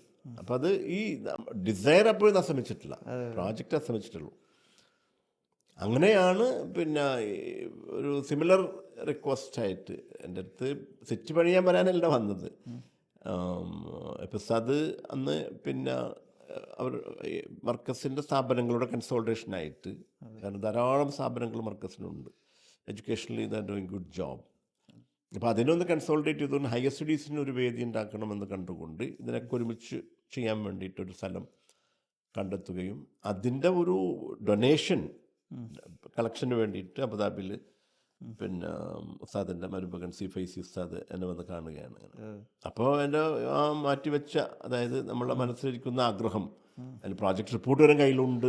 പിന്നെ നീൽസൺ എന്ന പിന്നെ കമ്പനിയാണ് അതിൻ്റെ DPR ഉണ്ടാക്കിയിട്ടുള്ളത്, എല്ലാം കയ്യിലുള്ളപ്പോൾ ഞാൻ വന്ന് പറഞ്ഞു ഇങ്ങനെ നമുക്ക് എങ്ങനെയാണ് എന്ന് വെച്ചാൽ പറഞ്ഞു കുറച്ച് ലാൻഡ് എടുക്കണം, പിന്നെ സ്വാഭാവികമായിട്ടും ആരെങ്കിലുമൊക്കെ ചാരിറ്റി കൊണ്ട് ബിൽഡിംഗ് ഉണ്ടാക്കണം എന്ന് പറഞ്ഞപ്പോൾ ഒരു ട്വിസ്റ്റ് കൊടുത്തായില്ല, നമുക്ക് എന്തുകൊണ്ട് ഇങ്ങനെ ആയിക്കൂടാ, പിന്നെ നമുക്ക് ചെയ്തുകൂടെ നോക്കിയപ്പോൾ അതിനൊരു ആ സമയത്ത് വലിയ ഭയം കിട്ടിയില്ല. കാരണം അത് പ്രാക്ടിക്കലാണെന്ന് തോന്നിയിട്ടുണ്ടാവില്ല. പിന്നീട് ഉസ്താദ് വിളിപ്പിക്കുകയായിരുന്നു ഇതിനു വേണ്ടി തന്നെ. അപ്പോൾ അതൊരു മനോഹരമായ ലാൻഡായിരുന്നു. ആ ലാൻഡ് എന്തായില്ല, പിന്നെ കംപ്ലീറ്റ് എക്വറിയാൻ കഴിഞ്ഞില്ല, ബിക്കോസ് ഓഫ് സെവറൽ റീസൺസ്. അത് കഴിഞ്ഞിട്ട് വേറൊരു ഇപ്പോൾ നോളസിക്കുന്ന ലാൻഡ് പിന്നെ അക്വസ്റ്റ് നടത്തുകയും പിന്നീട് റിക്വസ്റ്റ് വീണ്ടും എനിക്ക് വരികയാണ് ചെയ്തത്. ഇങ്ങനെ അപ്പോഴും ഞാൻ ഓൺ ആൻഡ് ഓഫ് ആയിട്ടാണ് ആദ്യം പോയിരുന്നത്. പിന്നെ അത് നമ്മൾ ഈ കൊണ്ട് നടന്ന നേരത്തെ പിന്നെ 10 വർഷം എടുത്തു ISRO സയൻറ്റിസ്റ്റ് എന്ന മോഹം ഉദിച്ച് സയൻറ്റിസ്റ്റ് ആകാനായിട്ടെന്ന് പറഞ്ഞ പോലെ 2008 പീരീഡിലാണ് പിന്നെ ഈ ഒരു സിറ്റി ബിൽഡിംഗ് എന്നുള്ള നമ്മൾ സിറ്റി ബിൽഡിംഗ് അല്ലെങ്കിൽ പ്ലാനിങ് സപ്പോർട്ട് കൊടുത്തത് കൊണ്ട് മനസ്സിൽ വന്ന ആഗ്രഹമാണ്, ഓക്കെ നമ്മൾ ഇത്ര കാലം ഇങ്ങനെ പ്ലാനിങ് സപ്പോർട്ട് കൊടുത്ത് സിംബോളിക് വേൾഡിൽ ജീവിക്കുന്ന ഒരു സിറ്റി പണിയാൻ പറ്റുമോ, അതിൽ പാർട്ടിസിപ്പേറ്റ് ചെയ്യാൻ പറ്റുമോ എന്നുള്ള ആ ഒരു ഡിസയർ പലയിടത്തും കൊണ്ടേ എത്തിച്ചു. പക്ഷെ ഫുൾഫിൽ ആയിട്ടില്ലായിരുന്നു. അപ്പോഴാണ് ഇങ്ങനത്തെ ഒരു റിക്വസ്റ്റ്. അപ്പോൾ അതിലേക്ക് ഫുള്ളി നമ്മൾ ഫോക്കസ് കൊടുത്തിട്ട് അതെ നമ്മളത് കോൺഫിഡൻറ്റ് കൊടുത്തു. നമ്മൾ തന്നെ ഒരു പ്രപ്പോസലൊക്കെ ഉണ്ടാക്കിയിട്ട് നമ്മളത് ചെയ്തു. ഇതിലേക്ക് അത് പിന്നീട് ആക്സെപ്റ്റൻസ് വരികയും അതിനാണ് മർക്കസ് യൂണിവേഴ്സിറ്റിയിലേക്ക് വരികയും നമുക്കത് പിന്നെ അതിൻ്റെ ഒരു ലെറ്റ്സ് സേ ദറ്റ് ഒരു പിന്നെ പല ചാലഞ്ചസ് വന്നെങ്കിലും പിന്നെ ഈ NGT കേസ് വന്നു, പല ചാലഞ്ചസ് വന്നിരുന്നു, പിന്നെ കോവിഡ് വന്നു. അതിനൊക്കെ അതിജീവിച്ചുകൊണ്ട് തന്നെ ഇപ്പോൾ ഉസ്താദിൻ്റെ ലീഡർഷിപ്പ് ക്വാളിറ്റിയാണത്. ഇങ്ങനെ നമുക്ക് ഒരു പിന്നെ എൻ്റെ ഓർമ്മയിൽ ഒരു എന്താ പറയുക ഡിസ്റ്റർബൻസ് പല പ്രോജക്റ്റിലും മുടങ്ങിപ്പോണ തൊഴിലാളി സമരങ്ങളൊന്നും അവിടെ അത് ഉസ്താദിൻ്റെ ഒരു ലീഡർഷിപ്പ് കരുത്ത്. ഇപ്പോൾ എല്ലാവരും ചോദിച്ചാൽ ഇപ്പോൾ ഞാൻ ഒരു സിംഗിൾ മോസ്റ്റ് സക്സസ് ഫാക്ടർ എന്താണെന്ന് ചോദിച്ചാൽ ഞാൻ എല്ലാവരും പറയാം. അപ്പോൾ ഈ NGT കേസ് ഇങ്ങനെ കത്തി നിൽക്കുന്ന കാലം, അപ്പോൾ പിന്നെ എന്ത് ചെയ്യണമെന്നറിയാത്ത പ്രോജക്റ്റ് നടക്കില്ല എന്ന് 95% ആളുകളും വിശ്വസിച്ചിരുന്ന സമയം. അപ്പോൾ അവിടെ ഒരു ഡിസിഷൻ മേക്കിംഗ് വളരെ ഇമ്പോർട്ടൻ്റാണ്. ലീഡേഴ്സിൻ്റെ ഡിസിഷൻ മേക്കിംഗ് എന്ന് പറഞ്ഞില്ല, അതാണ് അതിൻ്റെ പവർ തീർക്കുന്നത്. അപ്പോൾ അത് കസ്തൂരിരംഗൻ റിപ്പോർട്ട് ആണ് അവിടെ അതിന് നിദാനമായിട്ടുള്ള NGT കേസിൻ്റെ അത് നന്നായിട്ട് പഠിച്ച് അതിൽ പോയിന്റുകൾ കോർത്തിറക്കിയിട്ട് ആ ഡിസിഷന് വേണ്ടിയിട്ട് ഉസാന കാണുകയാണ്. ആരോടും പിന്നെ ആരും പാടില്ല, ഉസാവറ്റൊക്കെ വേണം, എനിക്കൊരു കാര്യം പറയാനുണ്ടെന്ന് പറഞ്ഞുകൊണ്ട് ഇത് വെച്ചുകൊണ്ട് എന്താണ് കസ്തൂരിരംഗൻ റിപ്പോർട്ടെന്നും അതല്ല ഈ കീ പോയിൻറ്റ്സുകളിലൂടെ നമുക്ക് മുന്നോട്ട് പോയാൽ സിറ്റി പണിയുന്നതിൽ അവിടെ ഒബ്ജക്ഷൻ കാണുന്നില്ല എന്നുള്ളതും എങ്കിലും ലീഗൽ ഫൈറ്റ് ഉണ്ടാകും എന്നുള്ളതും. അപ്പോൾ എന്ത് വേണം അത് പറഞ്ഞാൽ ഞാനിവിടെ കണ്ടിന്യൂ അല്ലെങ്കിൽ എനിക്ക് ഐ ടു ഗോ ബാക്ക് എന്ന് എനിക്ക് പിന്നെ ജോലിയിലുണ്ട്, ഞാൻ വന്നു പോയിക്കൊണ്ടിരിക്കുന്ന സമയമാണ്. അപ്പോൾ ഇതെല്ലാം സാഗൂതം കേട്ടുകൊണ്ട് അതൊരു ഭയങ്കര ഒരു പിന്നെ ഡിസിസീവ് മൊമെൻറ്റ്സ് എനി ഡെവലപ്മെൻറ്റിൽ ഒരു ലീഡേഴ്സിൻ്റെ ഡിസിഷൻ എന്ന് പറയുന്നത് വളരെ വളരെ ഇമ്പോർട്ടൻ്റ്. ഇപ്പോൾ പലരും ഫെയിലാകുന്നതിലേക്കാണ്. ഇതെല്ലാം കേട്ടതിന് ശേഷം പിന്നെ മൂപ്പര് അവിടെ നിന്ന് എണീറ്റു. അതാണ് ഞാൻ ഉസ്താദിൽ കാണുന്ന ഒരു highest quality as A leader, ആ ഡിസിഷൻ മേക്കിംഗ് പവർ. എന്നിട്ട് പറഞ്ഞു അങ്ങനെ പിന്നെ പിന്നെ ഒരു ഖുറാനിലെ ആയത്തോതി അത് പിന്നെ ഫൈദ അസംത ഫതവക്കൽ അലല്ലാഹ്, നിങ്ങളൊരു കാര്യം തീരുമാനിച്ചു കഴിഞ്ഞാൽ പിന്നെ അവിടെ പിന്നെ റബ്ബിലേക്ക് തവക്കൽ ചെയ്യാം, പിന്നെ അള്ളാഹ് കണക്ക് നോക്കണമെന്ന് പറഞ്ഞിട്ട് ഇപ്പം അങ്ങോട്ട് എന്നോട് പ്രൊജക്റ്റ് നിൽക്കണമെന്നാണ് പറഞ്ഞില്ല. ഈ ഒരു ആയത്തോതിട്ട് അങ്ങോട്ട് പോയിട്ട് പിന്നെ നമ്മൾ തിരിച്ച് നോക്കേണ്ടി വന്നിട്ടില്ല. നമ്മളൊരു ശരിക്കും പറഞ്ഞാൽ പിന്നെ കണ്ണടച്ചുകൊണ്ട് ലീഗൽ റൂൾസും റെഗുലേഷനും നോക്കിയിരുന്ന പ്രോജക്റ്റ് ഉണ്ടാവില്ല. ആ ഒരു ഡീലർഷിപ്പിൻ്റെ ഒരു കമാൻഡ് നമ്മൾ ചെയ്യുന്നത് ജനങ്ങൾക്ക് വേണ്ടിയാണെന്നും കുട്ടികൾക്ക് പഠിക്കാൻ വേണ്ടിയാണെന്നും അതിലൂടെ വേണം സോഷ്യോ എക്കണോമിക് ഡെവലപ്മെൻറ്റ് ഉണ്ടാക്കുന്ന ഒരു ബെനിഫിറ്റുള്ള പ്രോജക്റ്റാണെന്നും അവിടെ ആരെയും ഭയപ്പെടേണ്ട, ലെറ്റ്സ് ഗോ ഹെഡ്, നമ്മൾ ആരെയും കക്കുന്നില്ല കളക്കുന്നില്ല, ഒരു വയലേറ്റ് ചെയ്യുന്നില്ല, ഇങ്ങനൊരു ഇത് വന്നു അതിന് ഇങ്ങനെ പോംവഴികളുണ്ട്, മുന്നോട്ട് പോകുന്നു എന്നുള്ള ആ ഒരു ലീഡർഷിപ്പ് ഡിസിഷൻ തന്നെയാണ് ഇതിൻ്റെ സിംഗിൾ മോസ്റ്റ് സക്സസ് ആയിട്ട് ഞാൻ കാണുന്നത്. അപ്പോൾ നമ്മൾ പിന്നെ തിരിഞ്ഞു നോക്കിയിട്ടില്ല. കോവിഡ് നമുക്ക് പ്രശ്നമില്ലായിരുന്നു. കോവിഡ് സമയത്ത് പിന്നെ പ്രോജക്റ്റ് നടന്ന ഒരു സൈറ്റ് ഒരു പക്ഷേ അത് തന്നെ ആയിരിക്കും. രണ്ട് പിന്നെ ഗേറ്റും ക്ലോസ് ചെയ്തുകൊണ്ട് ഗവൺമെൻറ് പറഞ്ഞ ഒരു വില്ലേജ് ഓഫീസർ ഉദ്യോഗസ്ഥന്മാരൊക്കെ നന്നായിട്ട് സഹായിച്ചിട്ടുണ്ടായില്ല. ഡിസ്റ്റൻസ് പാലിച്ചുകൊണ്ട് കൺസ്ട്രക്ഷൻ നമ്മൾ സ്റ്റോപ്പ് ചെയ്തിട്ടില്ല. ഒരു ഫ്യൂ ഡേയ്സിൽ നമുക്കൊരു കൺഫ്യൂഷൻ എന്ത് ചെയ്യുന്നില്ല. കാരണം ലേബേഴ്സ് പിന്നെ പല ഭാഗത്തുള്ളവർക്ക് തിരിച്ചു പോകണം, അങ്ങനെ ഒരു കൺഫ്യൂഷൻ, ഒരു 3-4 ദിവസം കൺഫ്യൂഷൻ വെച്ച് കഴിഞ്ഞാൽ വളരെ ആക്റ്റീവായിട്ട് സിറ്റി കോവിഡിൽ പോലും നമ്മുടെ പിന്നെ ഒരു വർക്ക് മുടങ്ങിയിട്ടില്ല എന്നുള്ളതാണ്. അതായത് നമ്മളെ ടീമൊക്കെ ടവറിൽ ടാലറോപ്പിൻ്റെ ടീം വരുമ്പോഴും അവർ പറഞ്ഞൊരു സംഭവമുണ്ട്, ഇങ്ങനൊരു സിറ്റി ഇല്ലേ, അവരൊരു വയനാടിൻ്റെ ആ ചുരത്തിൻ്റെ താഴെ ഇത്രയും മനോഹരമായൊരു സിറ്റി എന്ന് പറഞ്ഞു കഴിഞ്ഞാൽ, കാര്യം അതിൽ ഒരു 10,000-ഓളം ആളുകളുടെ ഒരു ലൈവ് സാന്നിധ്യം, ഇപ്പോൾ തന്നെ ഒരു 5,000 പേര് ലൈവായിട്ട് അതിൻ്റെ അകത്തുള്ള സംഭവങ്ങൾ, hospital, colleges, wellness centres, IT പാർക്കിലാണെങ്കിൽ ഇപ്പോൾ കൊമേഴ്ഷ്യൽ ഹബ്ബ് അല്ലെങ്കിൽ ഹോട്ടൽ എല്ലാം എന്ന് പറഞ്ഞാൽ ഒരു സിറ്റിക്ക് വേണ്ട എല്ലാ സംവിധാനങ്ങളും അതിൻ്റെ അകത്തുണ്ട്. മാത്രമല്ല ഒരു സസ്റ്റൈനബിലിറ്റി എന്ന് പറയുന്ന സംഭവത്തിൽ നമ്മൾ അതിൻ്റെ അഗ്രികൾച്ചർ ആണെങ്കിൽ അഗ്രികൾച്ചർ, അല്ലെങ്കിൽ അതിൻ്റെ വാട്ടർ മാനേജ്മെൻറ്റ്സ്, അങ്ങനെ ഒരു സസ്റ്റൈനബിളാണ്. അതിൽ ഇന്ത്യ ഗവൺമെൻറ് അവാർഡ് കിട്ടുമ്പോഴേക്ക് സാർ എങ്ങനെയാണ് അതിനെ കണ്ടത്? അതായത് പിന്നെ ഇതെല്ലാം ഉണ്ടല്ലോ, നമ്മൾ ഈ ബേസിക് ഞാൻ പറഞ്ഞു വരുന്നത് ആർക്കും ഉണ്ടാകേണ്ട ഒരു എബിലിറ്റി എന്ന് പറയുന്നത് അവരുടെ ഇൻറ്റൻഷൻ ക്ലിയർ ആകുക എന്നുള്ളതാണ്. What four the city is required എന്ന ക്വസ്റ്റ്യൻ നമ്മൾ ആൻസർ ചെയ്തു. നമ്മൾ പിന്നെ ഇന്നിപ്പം ഡെവലപ്മെൻറ്റ് നമ്മളിപ്പം ഫോർ എക്സാമ്പിൾ നമ്മൾ അട്രാക്റ്റ് ചെയ്തിട്ടുള്ള ചില പ്രദേശങ്ങളാണ് ഒരു വെൽ പ്ലാൻഡ്. അന്ന് യൂറോപ്പിലേക്ക് യാത്ര ചെയ്യാൻ അവസരം കിട്ടിയിട്ടില്ല. US യാത്രയിലും അതുപോലെ തന്നെ മലേഷ്യ, ദുബായ് ഒക്കെ നമുക്ക് മനസ്സിലായത് പിന്നെ ഈ പോപ്പുലേഷൻ ഗ്രോത്ത് അനുസരിച്ച് കൊണ്ട് ആ പോപ്പുലേഷനെ ഉൾക്കൊള്ളുന്ന രീതിയിലേക്കുള്ള ഹൊറിസോണ്ടൽ ഡെവലപ്മെൻറ്റ് നടക്കണം. ഒരു സിറ്റിയിൽ നിന്ന് മാറി മറുഭാഗത്തേക്ക് വാസ്റ്റ് ഭൂമിയാണല്ലോ. അതിൻ്റെ ബെസ്റ്റ് എക്സാമ്പിളാണ് മലേഷ്യ കഴിഞ്ഞാൽ UAE എന്ന് പറയുന്നത്. ആ ഓരോ സിറ്റി അവരുടെ അക്കാഡമിക് സിറ്റി അങ്ങനെ കുറേ സിറ്റികൾ അവർ ഫെസ്റ്റിവൽ സിറ്റി എന്നൊക്കെ പറഞ്ഞിട്ട് അതനുസരിച്ച് പോപ്പുലേഷൻ നമ്മൾ വരുമ്പോഴേ കേൾക്കുന്നതാണ് ഇത് ആർക്ക് വേണ്ടി ഉണ്ടാക്കണം, ഇതൊക്കെ നിന്ന് പോകുന്നൊക്കെ ഉള്ളത്. ഇന്നും നിർത്തിയിട്ടില്ല. ഇന്ന് പുതിയ പ്രോജക്റ്റ് അനൗൺസ് ചെയ്യുമെന്ന് കേട്ടാണ്. ഇതൊരു വിസ്ഡമാണ്. Population growth is predicted. മനസ്സിലായല്ലേ? പ്രഡിക്റ്റഡ് എന്ന് പറഞ്ഞാൽ ഇന്നത്തെ നമ്മുടെ ഡെവലപ്മെൻറ്റ്, എസ്പെഷ്യലി നമ്മൾ ഇന്ത്യയുടെ ഡെവലപ്മെൻറ്റ് എടുത്ത് നോക്കുകയാണെങ്കിൽ highly focused in the cities itself. അപ്പോൾ സിറ്റി വീർപ്പ് മുട്ടുകയാണ്. വെർട്ടിക്കലി ഗ്രോ ചെയ്യുന്നുണ്ട്, ഹൊറിസോണ്ടലി ഗ്രോ ചെയ്യുന്നില്ല. അതുകൊണ്ടാണ് നമ്മൾ കാണുന്ന ഇപ്പോൾ നമ്മൾ ഫേസ് ചെയ്യുന്ന problems. Biggest problem is the pollution. സിറ്റിൻ്റെ കേസിൽ ട്രാഫിക് കൂടി, ഒരു സിറ്റിക്ക് ഉൾക്കൊള്ളാൻ കഴിയാത്ത അത്രയും ഒരു വെർട്ടിക്കൽ ഒരു ബിൽഡിംഗ് എന്ന് പറയുന്നത് ചിലപ്പോൾ ഒരു വാർഡായിരിക്കും. അത്രമാത്രം പോപ്പുലേഷൻ അതിനകത്തുണ്ട്. അപ്പം അതിൻ്റെ ആവശ്യമുള്ള റിസോഴ്സിന് അപ്രോപ്രിയേറ്റ് മാനേജ് ചെയ്യാൻ കഴിയില്ലെങ്കിൽ it is going to be disasters. ആ ഡിസാസ്റ്റേഴ്സ് നമ്മൾ അനുഭവിച്ചുകൊണ്ടിരിക്കുന്നത്. അത് വലിയ സിറ്റികൾ തുടങ്ങിക്കഴിഞ്ഞു. ഫോർ എക്സാമ്പിൾ നമ്മുടെ ഇന്ത്യയുടെ പല സിറ്റികളും ഹൈലി പൊല്യൂട്ടഡാണ്. മനുഷ്യൻ ജീവിക്കാൻ കഴിയാത്ത അവസ്ഥയിലേക്ക് എത്തിയിട്ടുണ്ട്. Sooner is going to happen in നമ്മളെ കേരളത്തിൻ്റെ സിറ്റിയിലൊക്കെ.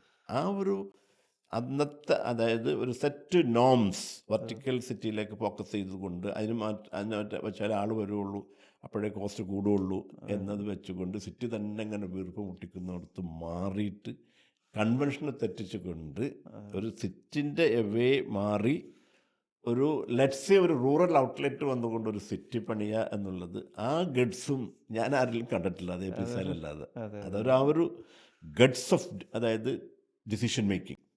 അവിടെ ആൾ വരും, ചെയ്താൽ വരും എന്നുള്ള, അതും ഒരു സിറ്റി ഉണ്ടാക്കുന്ന ഒരു പ്രൈവറ്റ് പേഴ്സൻ്റെ കീഴിലാണ്. അതാണ് ആ ലീഡർഷിപ്പിൻ്റെ ഒരു അതർ ക്വാളിറ്റി എന്ന് പറയുന്നത്. അപ്പോൾ സ്വാഭാവികമായിട്ട് നമ്മൾ ട്രാൻസ്ലെറ്റ് നമ്മൾ പഠിച്ചതിൽ നിന്ന് മനസ്സിലായത്, for example Roosevelt made what America today എന്ന് പറയാറുണ്ട്. He started connecting the counties through the good road network. അതാണത്രേ അമേരിക്കൻ പ്രസിഡൻ്റായിരുന്ന റൂസ്വെൽറ്റ്. അദ്ദേഹം മൂന്നാമതും തിരഞ്ഞെടുക്കപ്പെട്ടു എന്നാണ് നമ്മൾ ഹിസ്റ്ററി വായിക്കാൻ കഴിയുന്നത്. ഇപ്പോഴത്തെ കാണുന്ന അമേരിക്കയുടെ ആ ഒരു ഗ്രോത്തിന് സഹായിച്ചതും ആ കണക്ടിവിറ്റിയാണത്. ഈ കൗണ്ടികൾ അവിടെ ചിലപ്പോൾ ഒരു പെട്രോൾ സ്റ്റേഷനായിരിക്കാം, അവിടെ ചെറിയൊരു സ്റ്റേഷനറി ആയിരിക്കാം, ആളുകൾക്ക് യാത്ര ചെയ്യാനൊക്കെ സൗകര്യം ഒരുക്കിയതാണ് വളർച്ച. അത് we could see that in Malaysia. Putrajaya, Cyberjaya എന്നൊക്കെ പറഞ്ഞ് ഐറ്റിൻ്റെ ഒരു പ്രോഗ്രസ് അവർ ചെയ്തു. Then Dubai has done it. ഈ രീതിയിൽ നമുക്ക് ഒരു എക്സാമ്പിൾ പറയാൻ പറ്റിയ. അപ്പോൾ നമുക്കറിയാം ഗവൺമെൻറ് ഓഫ് ഇന്ത്യ ആഗ്രഹിച്ച ചില ഫാക്ടേഴ്സാണ്. ഫോർ എക്സാമ്പിൾ ഇന്ത്യയുടെ സ്ട്രെങ്ത് കിടക്കുന്നത് മഹാത്മാഗാന്ധി പറഞ്ഞതുപോലെ ഇറ്റ് ഈസ് ഇൻ ദി ആത്മാവ് soul of India is in its villages എന്ന് പറഞ്ഞ പോലെ നമ്മുടെ നാച്ചുറൽ റിസോഴ്സ് അവിടെയാണ് ഉള്ളത്. നമ്മുടെ GDPക്ക് ഏറ്റവും നല്ല കോൺട്രിബ്യൂഷൻ കൊടുക്കുന്ന വില്ലേജിനാണ്. പക്ഷേ വില്ലേജ് ഡെവലപ്പ് ചെയ്യുന്നില്ല. ഗവൺമെൻറ് അങ്ങനെ ഒരു പ്രോജക്റ്റ് ഉണ്ടായിരുന്നു, PURA, providing urban amenities rural area. ഇതിൻ്റെ വൺ ഓഫ് ദ ഫൈനസ്റ്റ് എക്സാമ്പിളാണ് മർക്കസ് നോളജ് എന്ന് പറയുന്നത്. It came to completely rural outlet, build a city with a complete urban amenities, complying with all the rules and regulations. അതതിൻ്റെ beauty. പല കംപ്ലൈൻറ്റിൽ വരുമ്പോഴും എല്ലാവർക്കും വന്ന് പരിശോധിക്കാവുന്നതാണ്. 100% കംപ്ലയൻസ് വിത്ത് ഇവിടുത്തെ കേരളത്തിൻ്റെയും ബിൽഡിംഗ് റൂൾസ് മാത്രമല്ല, നമ്മൾ പറഞ്ഞ സ്മാർട്ട് സിറ്റി കൗൺസിലിൻ്റെ റൂൾസും അതുപോലെ തന്നെ UNSDG UN സസ്റ്റൈനബിൾ ഡെവലപ്മെൻറ്റ് ഗോൾസുകളെല്ലാം കംപ്ലൈ ചെയ്തുകൊണ്ട്, അതുകൊണ്ട് നമുക്ക് ആ ധൈര്യം വന്നത് അതിനെ കൊണ്ടുപോയിട്ട് UN ഹെഡ്ക്വാർട്ടേഴ്സ് കൊണ്ട് പ്രസൻറ്റ് ചെയ്യാനും വേൾഡ് കോൺഗ്രസ് അത്തരം കോൺഫറൻസിൽ പ്രസൻറ്റ് ചെയ്യാനും അവാർഡ് പോലും അത് അവർ പഠിച്ചിട്ട് തന്നെ തന്നത്. അപ്പോൾ നമ്മൾ ഇന്ത്യ അഡോപ്റ്റ് ചെയ്യേണ്ട വൺ ഓഫ് ദി ബെസ്റ്റ് മോഡലാണ് to strengthen Indian economy, to strengthen the Indian rural villages, to minimise the impact urban സിറ്റീസിൻ്റെ പൊല്യൂഷൻ കൊണ്ട് ബർത്ത് റേറ്റിൽ പോലും, അല്ലെങ്കിൽ ബർത്തിൽ കുട്ടികൾ ജനിക്കുന്ന കുട്ടികൾ പോലും ഡിഫക്റ്റ് കാണുന്ന അവസ്ഥയിലേക്ക് പൊല്യൂഷൻ മാറിയിട്ടുണ്ടെങ്കിൽ അതിനൊക്കെയുള്ള ഒരു ഓൾട്ടർനേറ്റീവ് സൊല്യൂഷനാണ് മർക്കസ് നോളജ് എന്നുള്ളത്. That can be completely copied anywhere. അത് മർക്കസും ചെയ്യണം. ഇപ്പോൾ ഫോർ എക്സാമ്പിൾ അവിടെയാണ് ഞാൻ ട്രയൽ ഡ്രോപ്പിൻ്റെ കണക്റ്റ് കാണുന്നത്. The way I visualise how we can connect Markaz knowledge city and the Talrop together. എന്താ വെച്ചിട്ടുണ്ടെങ്കിൽ ടാൽറോപ്പ് തന്നെ തുടക്കം തന്നെ കൈവക്കുന്നത് വില്ലേജസിലേക്കാണ്. That is unparallel. ഗവൺമെൻറ്റുകൾ പിന്നെ ചെയ്യാൻ കഴിയാത്തതിലാണ് ടാൽറോപ്പ് വന്നിട്ട് എന്ത് ചെയ്യണം, ആ ഒരു വില്ലേജ് എൻവയോൺമെൻറ്റിൽ വന്നിട്ട് അങ്ങനെ ഒരു ടെക്നോളജി ഇക്കോസിസ്റ്റം ബിൽഡ് ചെയ്യുന്നത്. That is something unique. അപ്പോൾ ഈ മർക്കസ് നോളജ് സിറ്റി എന്നുള്ള ഒരു ഗവൺമെൻറ് ഓഫ് ഇന്ത്യ പ്ലാൻ ചെയ്ത providing urban amenities to rural area എന്ന ആ സിറ്റിയും ടാൽഡ്രോപ്പ് എന്ന വില്ലേജ് ഇക്കോസിസ്റ്റം കൂടി കമ്പൈൻ ചെയ്തുകൊണ്ട് ഈ ടാൽഡ്രോപ്പിൻ്റെ ഓരോ ഇക്കോസിസ്റ്റം ഇരിക്കുന്ന ഭാഗത്തും മിനി സച്ച് സ്മാർട്ട് വില്ലേജസ് വന്നാൽ that will not have any parallel anywhere in the world എന്നാണ് ഞാൻ മനസ്സിലാക്കുന്നത്. അവിടെയാണ് ഞാൻ കാണുന്ന വലിയ കണക്ഷൻ. നമ്മുടെ ടാലൻസ് എന്ന് പറഞ്ഞാൽ നമ്മുടെ കുട്ടികൾ അപൂർവമായ കപ്പാസിറ്റികളാണ്. ഇപ്പം നമ്മുടെ ഇൻവെൻറ്ററി പാർക്കുകൾ വരുമ്പം അടുത്ത സയൻറ്റിസ്റ്റുകൾ നമുക്ക് വരണം, അടുത്ത എഞ്ചിനീയേഴ്സ് വരണം, അടുത്ത ഇൻവെൻഷൻസ് കണ്ടുപിടുത്തങ്ങൾ വരണം. ഇപ്പോൾ കണ്ണില്ലാത്ത മനുഷ്യന് കണ്ണ് വേണം, അത് വെച്ചു കൊടുക്കാൻ കഴിയുന്ന ടാലൻസ് നമുക്കുണ്ട്. അപ്പോൾ സ്കൂളുകളിൽ നമുക്ക് ഇൻവെൻറ്ററി പാർക്കുകൾ വരുന്നത്, ഇപ്പോൾ കോളേജുകളിൽ സ്റ്റാർട്ടപ്പ് ഹബ്ബുകൾ തുടങ്ങണം. നെക്സ്റ്റ് സുക്കർബർഗിനെ നെക്സ്റ്റ് ഫേസ്ബുക്ക് നമുക്ക് കോളേജുകളിൽ ഉണ്ടാകണം. അതുപോലെ ഗ്രാമങ്ങൾ, ഇന്ത്യയുടെ ആത്മാവ് ഗ്രാമങ്ങളിലാണെന്ന് ഗാന്ധിജി പറഞ്ഞതുപോലെ ഈ ഗ്രാമങ്ങളുടെ ആത്മാവ് ടെക്നോളജിയിലൂടെ നമുക്ക് കണ്ടുപിടിക്കാൻ കഴിയണം. അതാണ് നമ്മുടെ വില്ലേജ് പാർക്ക് എന്നുള്ള കോൺസെപ്റ്റ്. അപ്പോൾ ഇതൊക്കെ കമ്പൈൻ ചെയ്ത് വരുമ്പോൾ ഒരു തലമുറ ഇവിടെ ഉണ്ടാകും. നമ്മൾ അമേരിക്കയുടെ കാലിഫോർണിയൊക്കെ പോലെ നമ്മുടെ കേരളവും മാറുന്നൊരു ദിവസം ഉണ്ടാവും. ഇപ്പോൾ നോളജ് സിറ്റി ഇരിക്കുന്ന ആ സിറ്റി പോലെ നമ്മുടെ കേരളത്തിൽ എത്ര ഭാഗങ്ങൾ അതുപോലെ ഈ റൂറൽ ഏരിയകളിൽ നല്ല സിറ്റികൾ കൊണ്ടുവരാൻ കഴിയും. അവിടേക്ക് നമ്മുടെ ഗ്രാമങ്ങളിൽ ടാൽറോപ്പ് ഡെവലപ്പ് ചെയ്യുന്ന ടാലൻറ്റുകളെ കണക്ട് ചെയ്ത് കഴിഞ്ഞാൽ ലോകം മുഴുവൻ കേരളത്തിലേക്ക് വരുന്നൊരു ദിവസം ഉണ്ടാവും. അപ്പോൾ ലോകത്തിൻ്റെ ഹെഡ് ക്വാർട്ടേഴ്സായിട്ട് കേരളം മാറും. കാര്യം 365 ദിവസവും സുന്ദരമായിട്ട് ജീവിക്കാൻ കഴിയുന്ന ഒരു നാടാണ് കേരളം. അപ്പോൾ ഈ കേരളത്തിൻ്റെ പൊട്ടൻഷ്യൽ സത്യത്തിൽ ഇപ്പോൾ ഉപയോഗിച്ചിട്ടില്ല എന്നാണ്. അപ്പോൾ സാറ് ഒരു തലമുറയോട് കേരളത്തിൻ്റെ സാധ്യതകളെ പറ്റി പറയുകയാണെങ്കിൽ എങ്ങനെ സംസാരിക്കും? നേരത്തെ ഞാൻ പറഞ്ഞ പോലെ I am very optimistic about it. കേരളത്തിൻ്റെ ബ്യൂട്ടി എന്ന് പറയുന്നത് ഒന്ന് അതിൻ്റെ കോസ്റ്റ് തന്നെ, അറബിക്കടലിൻ്റെ ആ ഒരു വാസ്റ്റായിട്ടുള്ള കോസ്റ്റ്. അത് മനുഷ്യനുണ്ടാക്കാൻ കിട്ടുന്നതല്ല, അത് പ്രകൃതി തന്നതാണ്. അതുകൊണ്ട് തന്നെയാണ് നമ്മൾ പഠിക്കുമ്പോൾ പിന്നെ പല രാജ്യങ്ങളും ഇങ്ങോട്ട് വന്നത് ആ ബ്യൂട്ടി കണ്ടതുകൊണ്ട്. അതുമാത്രമല്ല, അത് തരുന്ന റിസോഴ്സസ്. ഇന്ന് നമ്മളെ ബ്ലാക്ക് ഗോൾഡ് എന്ന് പറയുന്ന പെപ്പർ അന്വേഷിച്ചിട്ടും നിലമ്പൂരിലുള്ള തേക്ക് അന്വേഷിച്ചും ബ്രിട്ടീഷ് മുതൽ ഡച്ച് മുതൽ പോർച്ചുഗീസ് മുതൽ അറബ്സ് വരെ വന്നിട്ടുണ്ടെങ്കിൽ അന്ന് അവർ മനസ്സിലാക്കിയ അത്ര അതിൻ്റെ പൊട്ടൻഷ്യൽ നമ്മൾ മനസ്സിലാക്കിയിട്ടില്ല എന്നുള്ളതാണ് മനസ്സിലാക്കുന്നത്. ദേ understood the real potential of the Kerala. ഒരു ഭാഗത്ത് വെസ്റ്റേൺ ഗട്ട്സ്, ഇതിൻ്റെ രണ്ടിലുള്ള ഒരു ലാൻഡ്സ്കേപ്പിൻ്റെ മനോഹരമായ beauty. The green means literal green plus water resources. ഈ ഗ്രീൻ എന്ന് പറഞ്ഞാൽ ദിസ് റിസോഴ്സസ്. ഇത് നമുക്ക് അപ്രോപ്രിയേറ്റ് മാർക്കറ്റ് ചെയ്യാൻ പോലും കഴിഞ്ഞിട്ടില്ല എന്നുള്ളത്. മാർക്കറ്റിംഗ് ഞാൻ മനസ്സിലാക്കിയത്, നോക്ക്, ഈ കേരളത്തിൽ നിന്നിട്ടാണ് കുട്ടികൾ പുറത്ത് പഠിക്കാൻ പോകുന്നത്. ഇത്രയും മനോഹരമായ ലാൻഡ്സ്കേപ്പുള്ള പ്രകൃതിയാണ് നമ്മുടെ ഏറ്റവും വലിയ പാഠശാല. ഈ പാഠശാലയെ കണ്ടുകൊണ്ട് പഠിക്കാൻ അവസരം കിട്ടാതെ 10ാം ക്ലാസ് കഴിയുമ്പോഴേക്കും മറ്റു സംസ്ഥാനങ്ങളിലേക്കും പുറരാജ്യങ്ങൾക്കും അത് കഴിഞ്ഞ് പോകുന്നൊരവസ്ഥ, ദാറ്റ് ഈസ് ഒരു റിയൽ ഡിസാസ്റ്ററാണ് കേരളത്തിൻ്റെ. ഇവിടെ നമ്മുടെ ഹോപ്പ് എന്താണ്? മർക്കസ് നോളജ് സിറ്റിയിലേക്ക് നിങ്ങൾ കടന്നു വരുമ്പോൾ നമ്മുടെ പ്രതീക്ഷ വർദ്ധിക്കുകയായിരുന്നു. എന്താ, it's A perfect blend. Markaz knowledge city ഒരു ഹൈ എൻഡ് സിറ്റി, ഒരു വില്ലേജ് എക്കോസിൽ കൊണ്ടുവന്ന് നമ്മൾ ചെയ്യാൻ കഴിയാത്ത ചില ചേരുവകളുണ്ട്. ഫോർ എക്സാമ്പിൾ, പിന്നെ നമുക്കൊരു IT പാർക്ക് നമുക്ക് പ്ലാൻ ഉണ്ടായിരുന്നു. ഇപ്പോൾ നമ്മൾ പറഞ്ഞതുപോലെ ഞാൻ NIT-യിലാണ് BTech പഠിച്ചത്. അന്ന് എൻ്റെ ബാച്ചിൽ കിട്ടിയ റാങ്ക് ഹോൾഡേഴ്സ് സിവിലിലും ഇലക്ട്രിക്കലിലും മെക്കാനിക്കലിലും ആ NIT എന്ന് പറയുന്നത് നമുക്ക് ഊഹിക്കാവുന്നുള്ളൂ. NIT-യിൽ ഓൾ ഇന്ത്യ സെലക്ഷനാണ്. വലിയ വലിയ സ്കൂളിൽ നിന്നൊക്കെ കുട്ടികൾ വന്നിട്ടുണ്ടായിരുന്നു. പക്ഷെ അന്ന് കിട്ടിയ ടോപ്പ് റാങ്കേഴ്സൊക്കെ ഗ്രാമങ്ങളിൽ നിന്ന്, കേരള ഗ്രാമങ്ങളിൽ നിന്ന് വന്ന കുട്ടികൾക്കായിരുന്നു എൻ്റെ ബാച്ചിലെ റാങ്കുകൾ. അതിൽ ISRO സീനിയർ സയൻറ്റിസ്റ്റ് ആയിട്ടുള്ളവരുണ്ട്, മറ്റു മേഖലകളിൽ പോയി എത്തിയവരൊക്കെ ഉണ്ട്. ഈവൻ ബോയിങ്ങിലെ ഡിസൈനർ വരെ അതിലുണ്ടായിരുന്നു. അവിടെയാണ് ടാൽഡ്രോപ്പിനെ പരിചയപ്പെട്ടപ്പോൾ എൻ്റെ പ്രതീക്ഷ വർദ്ധിച്ചത്. ഈ ഓൾറെഡി അതിൻ്റെ വിത്ത് പാകിക്കഴിഞ്ഞു. ഇനി അത് നമ്മൾ നർച്ച് ചെയ്ത് കൊയ്തെടുക്കേണ്ട താമസമുള്ളൂ. അപ്പോൾ നോളജ് സിറ്റി കൊടുക്കുന്ന ആ ഒരു വാല്യൂ ഓഫ് ദ ഇക്കോസ് അതിനകത്ത് എന്താ, ഇന്ന് നമ്മുടെ വെൽ എസ്റ്റാബ്ലിഷ്ഡ് ഹൈ റിച്ച് അല്ലെങ്കിൽ ഹൈ ഇൻകം അല്ലെങ്കിൽ റിച്ച് പിന്നെ രാജ്യമായ UAE-യിൽ അബുദാബി പ്ലാൻ ചെയ്യുന്ന 15 minutes വാക്കിന് ഇപ്പോൾ പ്ലാൻ ചെയ്യണുള്ളൂ. നമ്മളത് ഉണ്ടാക്കി കഴിഞ്ഞു. ഇത് ഒരു 15-20 മിനിറ്റ്സ് വാക്കിംഗ് ഡിസ്റ്റൻസിൽ ഒരു കോമൺ ലൈഫിന് വേണ്ടിയുള്ള എല്ലാം ചേരുവ അവിടെ ഉണ്ട്. ഒരു പുറത്ത് പോകണം, എനിക്കൊന്ന് ബീച്ച് കാണണം എന്ന് വന്നാൽ അത് പുറത്ത് പോയാൽ മതി. ഇവിടെ നമ്മൾ മനസ്സിലാക്കേണ്ടത് ഒരു എവറേജ് മനുഷ്യൻ്റെ ലൈഫ് ഒരു കണക്കെടുത്ത് നമ്മൾ ശരിക്കും ഒരു സ്റ്റാറ്റിസ്റ്റിക്സ് നോക്കിയാൽ 50-60% വരെ യാത്രയിലായിരിക്കുള്ളൂ. ഇപ്പോൾ ദുബായിൽ നമ്മളത് ഫീൽ ചെയ്തു ഇങ്ങോട്ട് വരുമ്പോൾ. ഈ സമയം ആ സമയം ഏതാ ഏറ്റവും ക്രിയേറ്റീവായിട്ടുള്ള പ്രഭാതമാണ്. നമ്മൾ റെസ്റ്റിലേക്ക് പോകുന്ന ഈവനിങ് ആണ്. ഇത് മുഴുവൻ ഈ കാർബൺ എമിറ്റ് ചെയ്യുന്ന, കാർബൺ ഡൈ ഓക്സൈഡ് വമിക്കുന്ന വാഹനങ്ങളിൽ ഇരുന്ന് കൊണ്ടിട്ടാണ്. ആർക്കും എ സി ഇല്ല. ആദ്യം പബ്ലിക് ട്രാൻസ്പോർട്ടിലാണ് യാത്ര ചെയ്യുന്നവരിങ്ങനെ.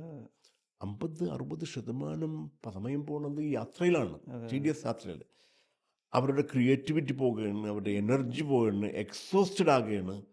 അത് ആ സിറ്റി മാറി അർബൻ സിറ്റീസായിട്ടുള്ള നമ്മുടെ ഇന്ത്യയുടെ പല ടൗൺ സിറ്റിയിലൊക്കെ പോയി കഴിഞ്ഞാൽ അവർ സിക്കാകുകയാണ്. അതുപോലെ അവിടെയാണ് നോളജ് സിറ്റിൻ്റെ ഒരു ഡിഫറൻസ് വരുന്നത്. നല്ല എയർ ക്വാളിറ്റി, ഫ്രഷ് വാട്ടറുള്ള എൻവയോൺമെൻറ്റിൽ നിങ്ങൾക്ക് 90% of your time can be used. 10% time ഞാൻ പറയാൻ കാരണം നടക്കാനും മറ്റാവശ്യങ്ങൾക്ക് പോകുന്ന എല്ലാം നിങ്ങൾക്ക് ക്രിയേറ്റീവായിട്ട് യൂസ് ചെയ്യാനുള്ള ഒരു ഇക്കോസിസ്റ്റം ബിൽഡ് ചെയ്തു. ടാൽറോപ്പ് ചെയ്തത് എന്താ? ഗ്രാമങ്ങളിൽ ചെന്നുകൊണ്ട് ഗ്രാമീണ കുട്ടികൾക്ക് വാക്കിംഗ് ചെയ്തുകൊണ്ട് അവർക്ക് ചിന്തിക്കാൻ കഴിയാത്ത ടെക്നോളജി അവിടെ അവർക്ക് ഇട്ടുകൊടുത്തു. Most modern technology such as artificial ഇൻ്റലിജൻസിൽ അവർക്ക് ചെയ്യാം, AR VR ചെയ്യാം. ഈ ഒരു ഇക്വസ്റ്റൻ ക്രിയേറ്റ് ചെയ്ത് കൊടുത്തു. വിച്ച് മീൻസ് ദാറ്റ് നമ്മുടെ കുട്ടികൾ പുറത്തു പോയിട്ട് പഠിക്കാൻ നേടിയെടുക്കേണ്ട സംഗതികൾ നമ്മുടെ ഗ്രാമങ്ങളിൽ കൊടുത്തപ്പോൾ ഈ ഗ്രാമങ്ങളിലാണ് ഇന്ത്യയുടെ ആത്മാവ് കുടികൊള്ളുന്നതെങ്കിൽ, ഗ്രാമങ്ങളിൽ നിന്നാണ് കഴിഞ്ഞ കാലം ഇന്ത്യ പ്രൊഡ്യൂസ് ചെയ്ത സയൻറ്റിസ്റ്റുകളും പ്രതിഭകളും വന്നതെങ്കിൽ അതിലേക്കാണ് ഒരു തിരിച്ചുപോക്ക് നടത്തിയിട്ടുള്ളത്. അവിടെ the future is going to be amazing. അവിടെ നമുക്ക് വേണ്ടത് അബ്സല്യൂട്ട് പ്ലാനിങ്. അവിടെ നമ്മൾ ഈ മർക്കസ് നോളജ് സിറ്റിയുടെ ആ ഒരു ഡെവലപ്മെൻറ്റ് മോഡലിനെ ലിറ്ററൽ കോപ്പി ചെയ്തുകൊണ്ട് ടാൽറോപ്പ് ഇപ്പോൾ സ്ഥാപിച്ചിട്ടുള്ള വില്ലേജ് ഇക്കോസിസ്റ്റത്തിലേക്ക് അല്ലെങ്കിൽ വില്ലേജ് പാർക്കുകളിലേക്കും അവിടെ ഒരു സ്മാർട്ട് വില്ലേജസ് കൊണ്ടുവന്ന് ഇവരുടെ ഗ്രോത്തിൽ ഇവിടെ തന്നെ അവർക്കൊരു ഫാമിലി എൻവയോൺമെൻറ്റും അവരുടെ ആ ഒരു ലൈഫിൻ്റെ നല്ല സമയവും ഒരു ഗവേഷണത്തിൻ്റെ നടുവിലും വായനയുടെ നടുവിലും പഠനത്തിൻ്റെ നടുവിലും ചെയ്യാൻ പറ്റുന്ന ഒരു സ്മാർട്ട് വില്ലേജസ് ചെയ്യും. അവിടെ തന്നെ അതിനാവശ്യമായിട്ടുള്ള വില്ലേജ് ഡിസ്പെൻസറികളും വെൽനസ് സെൻറ്ററുകളും കൊണ്ടുവന്ന് കഴിഞ്ഞിട്ടുണ്ടെങ്കിൽ നമ്മൾ പറഞ്ഞ ലോകം ഇന്ന് അനുഭവിക്കുന്ന ഈ അർബൻ സിറ്റിയിലേക്ക് വരുന്ന ഈ ജോലി അന്വേഷണങ്ങൾ ആദ്യം വരുന്നത് ആ വീർപ്പുമുട്ടൽ മാറ്റി ഒരു ബാലൻസ്ഡ് ഒരു ഗ്രോത്ത് ഡെവലപ്മെൻറ്റിന് നമുക്ക് പ്രോമിസ് ചെയ്യാൻ പറ്റും. അതാണ് ഞാൻ കാണുന്ന one of the biggest advantage of the experience and the ecosystem we have developed and gained in the Marcus Nolla City. അതിൻ്റെ മിനിയേച്ചറുകളിൽ ടാൽറോപ്പിൻ്റെ ഇക്കോസിസ്റ്റത്തിൻ്റെ വരുമ്പോൾ ആ സ്മാർട്ട് വില്ലേജിനെ പവർ ചെയ്യേണ്ടത് അല്ലെങ്കിൽ എൻജിനായി മാറേണ്ടത് ഈ ടാൽറോപ്പ് വില്ലേജുകളാണ്. Just visualise that day that many cities അല്ലെങ്കിൽ smart villages are coming across Kerala along with the technological development. അവിടെ നമ്മൾ മനസ്സിൽ കോർത്തിട്ട 1-2 പ്രോജക്റ്റുകളാണ് എനിക്കിപ്പോൾ ഓർമ്മ വരുന്നത്. സമയമുണ്ടെങ്കിൽ നമുക്കത് പറയാം. അല്ല, ഇതിലിപ്പോൾ സാറിപ്പോൾ നോക്കുമ്പോൾ സാറിൻ്റെ ഒരു ജേണി ഒരു ഭയങ്കര ഇൻസ്പയറിങ് ജേണിയാണ്. കാര്യം എന്ന് പറഞ്ഞാൽ ഒരു തലമുറ ആഗ്രഹിക്കുന്ന ഒരു സംവിധാനം. ഞാൻ കണ്ടതിൽ ഏറ്റവും വലിയൊരു ഞാൻ കുട്ടികളോടും പറയാറുള്ള ഒരു സംഭവം, സാറിൻ്റെ ലൈഫിൽ നിന്ന് എടുക്കേണ്ട ഒരു സംവിധാനം നെവർ സെറ്റിൽ. ഒരു സംഭവത്തിൽ തന്നെ അങ്ങ് സെറ്റിലായിട്ടിരിക്കുന്നതിന് പകരം അത് കംഫർട്ടായിട്ട് ഇരിക്കുന്ന സമയത്ത് അത് ഏറ്റവും അച്ചീവ് ചെയ്യുന്ന സമയത്ത് അതിനേക്കാളും വലിയ ചലഞ്ചിലേക്ക് പോവാം. അതിൽ നിന്ന് അടുത്ത ചലഞ്ചിലേക്ക് പോവാം. അവിടുന്ന് ഏറ്റവും വലിയ സാലറി, ഹൈ സാലറിയിൽ GCCയിൽ ഇരിക്കുമ്പോൾ അതെല്ലാം ഉപേക്ഷിച്ച് ഒന്നുമല്ലാതെ എന്താകുമെന്ന് പോലും അറിയാത്ത ഒരു സിറ്റി ബിൽഡ് ചെയ്യാൻ വേണ്ടിയിട്ട് ഇറങ്ങുക. അതിനെ ബിൽഡ് ചെയ്ത് കഴിഞ്ഞ് അടുത്ത ലൈഫിൽ അടുത്തടുത്ത ചലഞ്ചുകളിലേക്ക് പോകും. അപ്പോൾ ഇങ്ങനെ ഈ ഒരു നമ്മളെല്ലാവരും നേരിടുന്ന ഒരു വെല്ലുവിളി എന്ന് പറഞ്ഞാൽ അവരവരുടെ കംഫർട്ട് സോണിലേക്ക് ഒതുങ്ങുക എന്നുള്ളതാണ്. അപ്പോൾ അവിടെ നിന്നിട്ട് സാർ ഇപ്പോൾ പറഞ്ഞതുപോലെ ഇതെല്ലാം ബിൽഡ് ചെയ്തു. അടുത്ത സാറ് സ്വപ്ന പദ്ധതികളെ പറ്റി പറയുന്നുണ്ട്. സ്വപ്ന പദ്ധതികൾ നടപ്പിലാകണമെന്ന് പറയുന്നുണ്ട്. അപ്പോൾ നമ്മളുടെ കാണുന്നവർക്ക് വേണ്ടിയിട്ട് സാർ ഇനി വിഭാവനം ചെയ്യുന്ന സാറിൻ്റെ ആ പ്രോജക്റ്റുകളും കൂടി പറഞ്ഞ് നമുക്ക് അതെ, അതായത് നമ്മൾ നമുക്ക് ലേൺ ചെയ്ത ചില ലെസൺസ് ഉണ്ട്. ഒരു കാര്യം ഷുവറായിട്ട് നമുക്ക് പറയാൻ പറ്റും. ഇപ്പോൾ ഞാൻ നേരത്തെ പറഞ്ഞ പോലെ ഐ വാസ് ഫോർച്ചുനേറ്റ്. ഈ താലോലു സമൂഹത്തിൻ്റെ ആയാലും പാരൻസിൻ്റെ ആയാലും ടീച്ചേഴ്സിൻ്റെ ആയാലും ഒരു സപ്പോർട്ട് നമുക്ക് കിട്ടിയിട്ടുണ്ട് വളർച്ചയിൽ. Can you give back that to the people? ഇന്നത്തെ ചാലഞ്ച് നമ്മളിപ്പം ജെൻസി എന്ന് പറഞ്ഞിട്ട് അവരെ ബ്ലെയിം ചെയ്തുകൊണ്ടിരിക്കുന്ന സിറ്റുവേഷൻ മാറി. അവരുടെ ഇപ്പം എൻ്റെ കയ്യിലിരിക്കണമെന്നത് ഒരു പിന്നെ സ്മാർട്ട് ഫോൺ എന്ന് പറയുന്നത്, അല്ലെങ്കിൽ ഇന്നത്തെ ജെൻസി കുട്ടികളുടെ കയ്യിലുള്ള ഒരു സ്മാർട്ട് ഫോൺ എന്ന് പറയുന്നത്, ഞാൻ ISRO വർക്ക് ചെയ്യുമ്പോൾ അന്നത്തെ ഒരു mid range super computer VAX 11 780 capacity ഉണ്ട് ഇന്നത്തെ സ്മാർട്ട് ഫോണിന്. അത് തിരഞ്ഞെടുക്കപ്പെട്ട ഏതാനും ചിലർക്ക് മാത്രം ആക്സസ് കിട്ടിയ സാധനം ഇത് എല്ലാവരുടെ കയ്യിലുള്ള സാധനത്തെ അവരുടെ വിരൽത്തുമ്പിലാണ് അവർക്ക് വേണ്ട ക്വസ്റ്റ്യൻസും ആൻസറുകളും ഡാറ്റയും ഇൻഫർമേഷനൊക്കെ ഉള്ളതെങ്കിൽ ഈ ടാലൻസിനെ നമുക്ക് എങ്ങനെ ഓപ്റ്റിമലി യൂസ് ചെയ്യുക എന്നുള്ളതാണ്. അവിടെ ടാലൻ്റ് ഗ്രൂപ്പ് സക്സസ് ആയിട്ടുണ്ട്. നിങ്ങൾ എക്സാമ്പിളായിട്ട് കാണിക്കുന്ന പിന്നെ മഹാദേവനും സിയാദൊക്കെ നമ്മൾ ആ ഓപ്പർച്യൂണിറ്റി കൊടുത്തത് കൊണ്ടാണ്.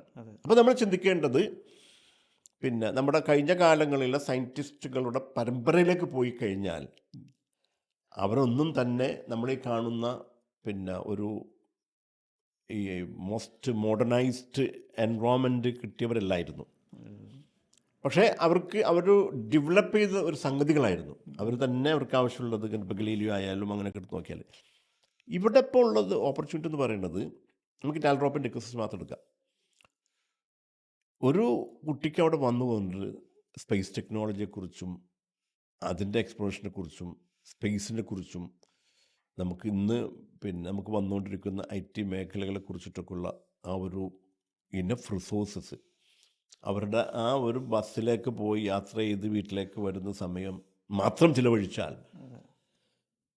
നമ്മൾ പറയുന്നത് പിന്നെ that will be one of the best contribution we can give for the national development എന്ന് പറയുന്നത്.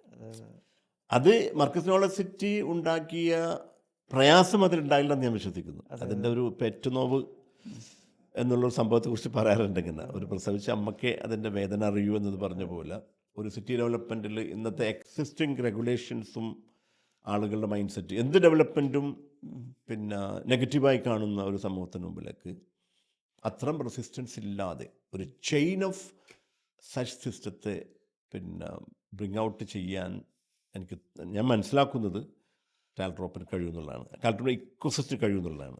ബെസ്റ്റ് എക്സാമ്പിൾ നമ്മുടെ മനസ്സിൽ കോറിയിട്ട ഒരു പ്രോജക്റ്റാണ്. എൻ്റെ ഒരു ഫ്രെയിം അല്ലെങ്കിൽ ഒരു ക്യാൻവാസ് റെഡിയാണ്.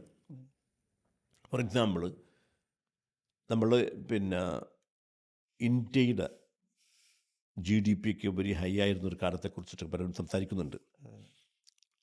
ആ ഡിബേറ്റിലേക്ക് പോകാതെ എന്തുകൊണ്ട് ഹൈ ആയി അല്ലെങ്കിൽ എന്തുകൊണ്ട് നമ്മളെ തേടി ഇപ്പം നമ്മൾ തേടി അങ്ങോട്ട് പോവുകയാണ് അല്ലേ. നമ്മളെ തേടിയിട്ട് ഏകദേശം പിന്നെ ഒരു ഡാറ്റ പറയുന്നത് ഒരു 30 to 40 കൺട്രീസ് നിരന്തരം കേരളവുമായിട്ട് പോലും ഇൻട്രാക്ട് ചെയ്തതായിട്ട് രേഖകൾ കാണുന്നുണ്ട്. മനസ്സിലായില്ലേ? അത് ഞാൻ മനസ്സിലാക്കുന്നത് 1, 2, 3 കാരണങ്ങൾ കൊണ്ടായിട്ടാണ്. ഒന്ന്, നമ്മുടെ മനോഹരമായ ആ പ്രകൃതി എന്ന് പറഞ്ഞാൽ വെറും പ്രകൃതി കണ്ടുകൊണ്ട് ആസ്വദിക്കാൻ പറ്റുന്നതല്ല, ആ പ്രകൃതിയുടെ വിഭവങ്ങൾ.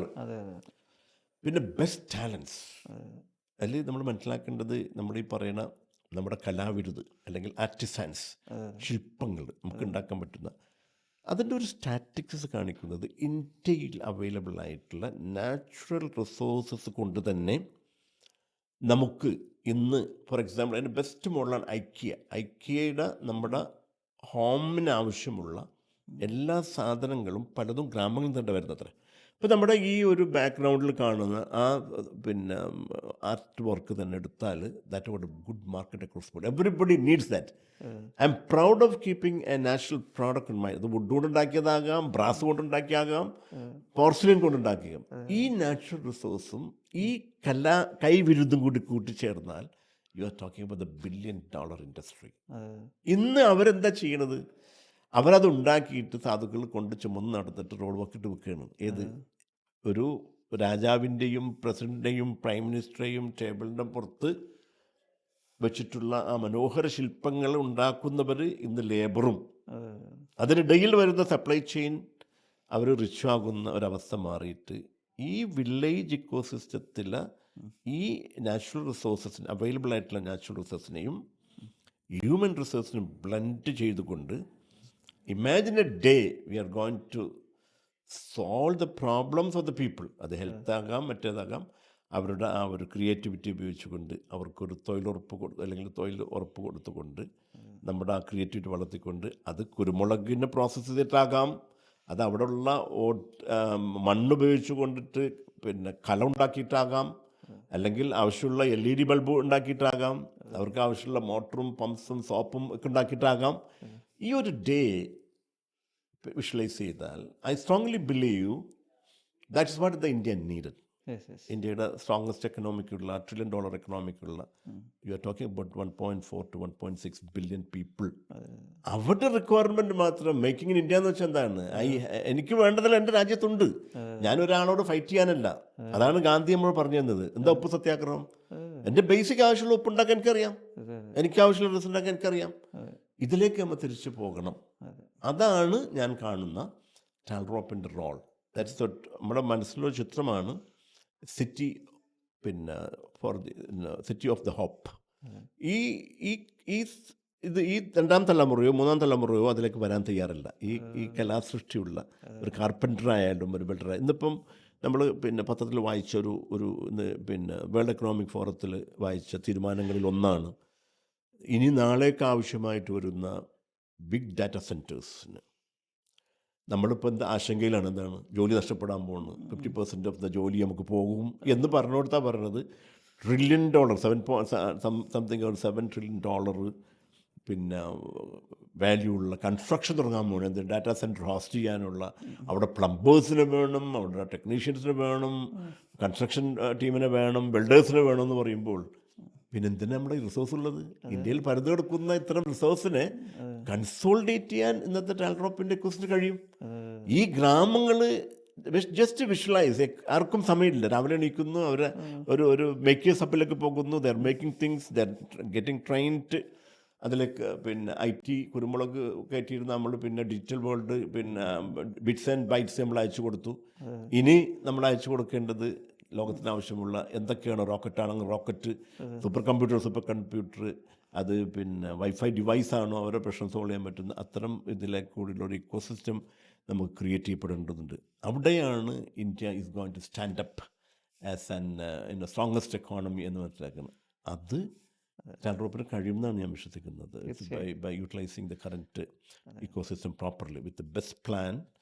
ഒരു വില്ലേജിലേക്ക് പോയിക്കൊണ്ട് അവിടുത്തെ പിന്നെ ഒരു സർവേ നടത്തി അവിടുത്തെ റിസോഴ്സ് ഐഡൻറ്റിഫൈ ചെയ്ത് natural and human resource identify ചെയ്തുകൊണ്ട് how that can be blend together to produce what we need and also what the world need. അപ്പോൾ വേൾഡ് എന്തിനു വേണ്ടി നമ്മുടെ അടുത്തേക്ക് വന്നു എന്നത് നമ്മൾ ആദ്യം അനലൈസ് ചെയ്യണം. ഈ 40-40 രാജ്യങ്ങൾ പ്രത്യേകിച്ച് കേരളമായിട്ട് നല്ല ഇൻട്രാക്ഷൻ ഉണ്ടായി എന്നുള്ളത് എന്തിന് നമ്മുടെ വെള്ളവും മരവും കൊണ്ട് വന്നതല്ല. The came for something the need. അതിപ്പോഴും ഉണ്ട്. നമ്മൾ സ്ട്രഗിൾ ചെയ്യാണ്. IT പാർക്ക് ഉണ്ടാക്കുന്നു, സൈബർ പാർക്ക് ഉണ്ടാക്കുന്നു, എന്നിട്ട് നമ്മൾ പറയുന്നു ജോലി നഷ്ടപ്പെടാൻ പോകുന്നു പറയുന്നു. ഇവിടെ ജോലി ക്രിയേറ്റ് ചെയ്യപ്പെടാൻ പോകുന്നു. അതിൻ്റെ സ്റ്റെപ്പുകൾ ടാൽറോപ്പ് എടുത്തു കഴിഞ്ഞു. Now we need to strengthen it. നല്ല അപ്രോപ്രിയേറ്റ് സർവേ നടത്തിയിട്ട് we need to create such ecosystem. Knowledge സിറ്റിയുടെ ഒരു മിനിയേച്ചർ വില്ലേജുകൾ നമ്മൾ ആ മോഡൽ സക്സസ്ഫുൾ ഉണ്ടാക്കിയെങ്കിൽ നമുക്ക് വില്ലേജ് ഉണ്ടാക്കാൻ പ്രയാസമില്ല. എന്നിട്ട് ഇത്തരം ഹബ്ബുകൾ തുറന്നു കൊടുക്കുക ആളുകൾക്ക്. Let them use this technology, let them use this knowledge and make what the world need and what India need. That day and real freedom or the powerful India is going to be, the showcased. ഇപ്പോൾ സാറിൻ്റെ സ്വപ്നങ്ങൾ ഗ്രാമങ്ങളിലേക്ക് sir Markaz knowledge സിറ്റിയിലൂടെ കണ്ട, അല്ലെങ്കിൽ അതിലെടുത്തൊരു എഫേർട്ടിൽ sir എടുത്തൊരു pain അത് ഗ്രാമങ്ങളിലേക്ക് എത്തിക്കാൻ സാറ് ഇനി സാറിന് അത് ആഗ്രഹിക്കുന്ന ഒരു ആശയത്തിൽ അതിന് സാറിന് വേണ്ട എല്ലാ സപ്പോർട്ടും ചെയ്യാൻ ഒരു വലിയൊരു തലമുറ എന്തുണ്ട് ഇവിടെ ഉണ്ട് എന്ന് ടാൽറോപ്പിൻ്റെ എക്കോസിസ്റ്റത്തിൽ ഉണ്ട് എന്നൊരു അഷുറൻസ് നമ്മൾ ചെയ്യണം. കാര്യം അത്രയും ടാലൻറ്റ്. ഇപ്പോൾ സാറൊരു കമാൻഡ് പറഞ്ഞത് ഇന്നൊരു ഗ്രാമത്തിൽ ഇന്നൊരു സംഭവം ചെയ്യണം, നമുക്ക് ഇന്ന ആ മർക്കസ് നോളജ് സിറ്റി എന്നുള്ള ആ ഒരു സ്വപ്നം അത് ഒരു മോഡലാക്കി എടുത്ത് ഒരു ഗ്രാമം നടക്കണമെന്ന് പറഞ്ഞാൽ സാറിന് വേണ്ടി നിൽക്കാനൊരു ആർമി, ഇത്രയും ആർമി ഇവിടെ ഉണ്ട്. അത്രയും മക്കൾ സ്കൂളിലും കോളേജസിലും ഉണ്ട്. അപ്പോൾ ഇവരൊക്കെ വളർന്നു വരുന്ന, അല്ലെങ്കിൽ സാറ് കാണുന്നൊരു സ്വപ്നം അത് ചെയ്യാൻ കഴിയുന്നൊരു തലമുറ ഇവിടെ ഉണ്ടാകും. ഉണ്ടാകട്ടെ, അത് ആശംസിക്കുകയാണ്. അതോടൊപ്പം തന്നെ സാറിന് വേണ്ടി ഒരു തലമുറ, സാറിൻ്റെ ആ ഒരു സ്വപ്നം, സാറ് ചെയ്തൊരു ജേണി അത് ഫോളോ ചെയ്ത് ഒരു വലിയ തലമുറ ഇവിടെ വരട്ടെ. അതിന് ടാൽറോപ്പിൻ്റെ എക്കോസിസ്റ്റത്തിൽ എന്തൊക്കെ സപ്പോർട്ടാണോ സാറിൻ്റെ സ്വപ്നങ്ങൾ നടപ്പിലാകാൻ വേണ്ടത്, അതെല്ലാ സംവിധാനങ്ങളും ഉണ്ടാകുമെന്ന് നമ്മൾ ഉറപ്പ് വരുന്നുണ്ട്. അതോടൊപ്പം തന്നെ സാറിൻ്റെ മെൻറ്റർഷിപ്പ് ഇവിടുത്തെ ഒരുപാട് മക്കൾക്ക്, ഇപ്പോൾ മഹാദേവ് ആവട്ടെ, സിയാദ് ആവട്ടെ, സാറിനോട് സംസാരിക്കുമ്പോൾ അവർക്ക് കിട്ടുന്നൊരു ഒരു ഒരു വൈബുണ്ട്, അല്ലെങ്കിൽ ഒരു എനർജി ഉണ്ട്. അപ്പോൾ നമ്മുടെ എക്കോസിസ്റ്റത്തിൽ ഒരുപാട് മക്കൾ വലിയ സ്വപ്നം കാണുന്ന മക്കളുണ്ട്. അവർക്കൊക്കെ സാർ വലിയൊരു ഇൻസ്പിറേഷൻ ആകട്ടെ. അപ്പോൾ എന്തായാലും ഇത്രയും നേരം നമ്മളോടൊപ്പം സാറിൻ്റെ ജേണി ഷെയർ ചെയ്തു. സാറിൻ്റെ ഒരു ഇൻസ്പയറിങ് സ്റ്റോറി പറഞ്ഞു. സാറിൻ്റെ സ്വപ്നങ്ങൾ പറഞ്ഞു. സാറ് വന്ന യാത്രയിൽ സ്ട്രഗിൾസ് പറഞ്ഞു. അപ്പോൾ അതിൽ സാർ എങ്ങനെ അച്ചീവ് ചെയ്തതെന്ന് പറഞ്ഞു. അപ്പോൾ ഇതെല്ലാം നമ്മളുടെ കേൾക്കുന്ന കുട്ടികൾക്കൊക്കെ ഒരു ഭയങ്കര ഇൻസ്പയറിംഗ് ആണ്. സാറിൻ്റെ വരും സ്വപ്നങ്ങളും വളരെ ഉഷാറായിട്ട് നടക്കട്ടെ എന്ന് ആശംസിക്കുന്നു. Thank you very much. Thank you so much.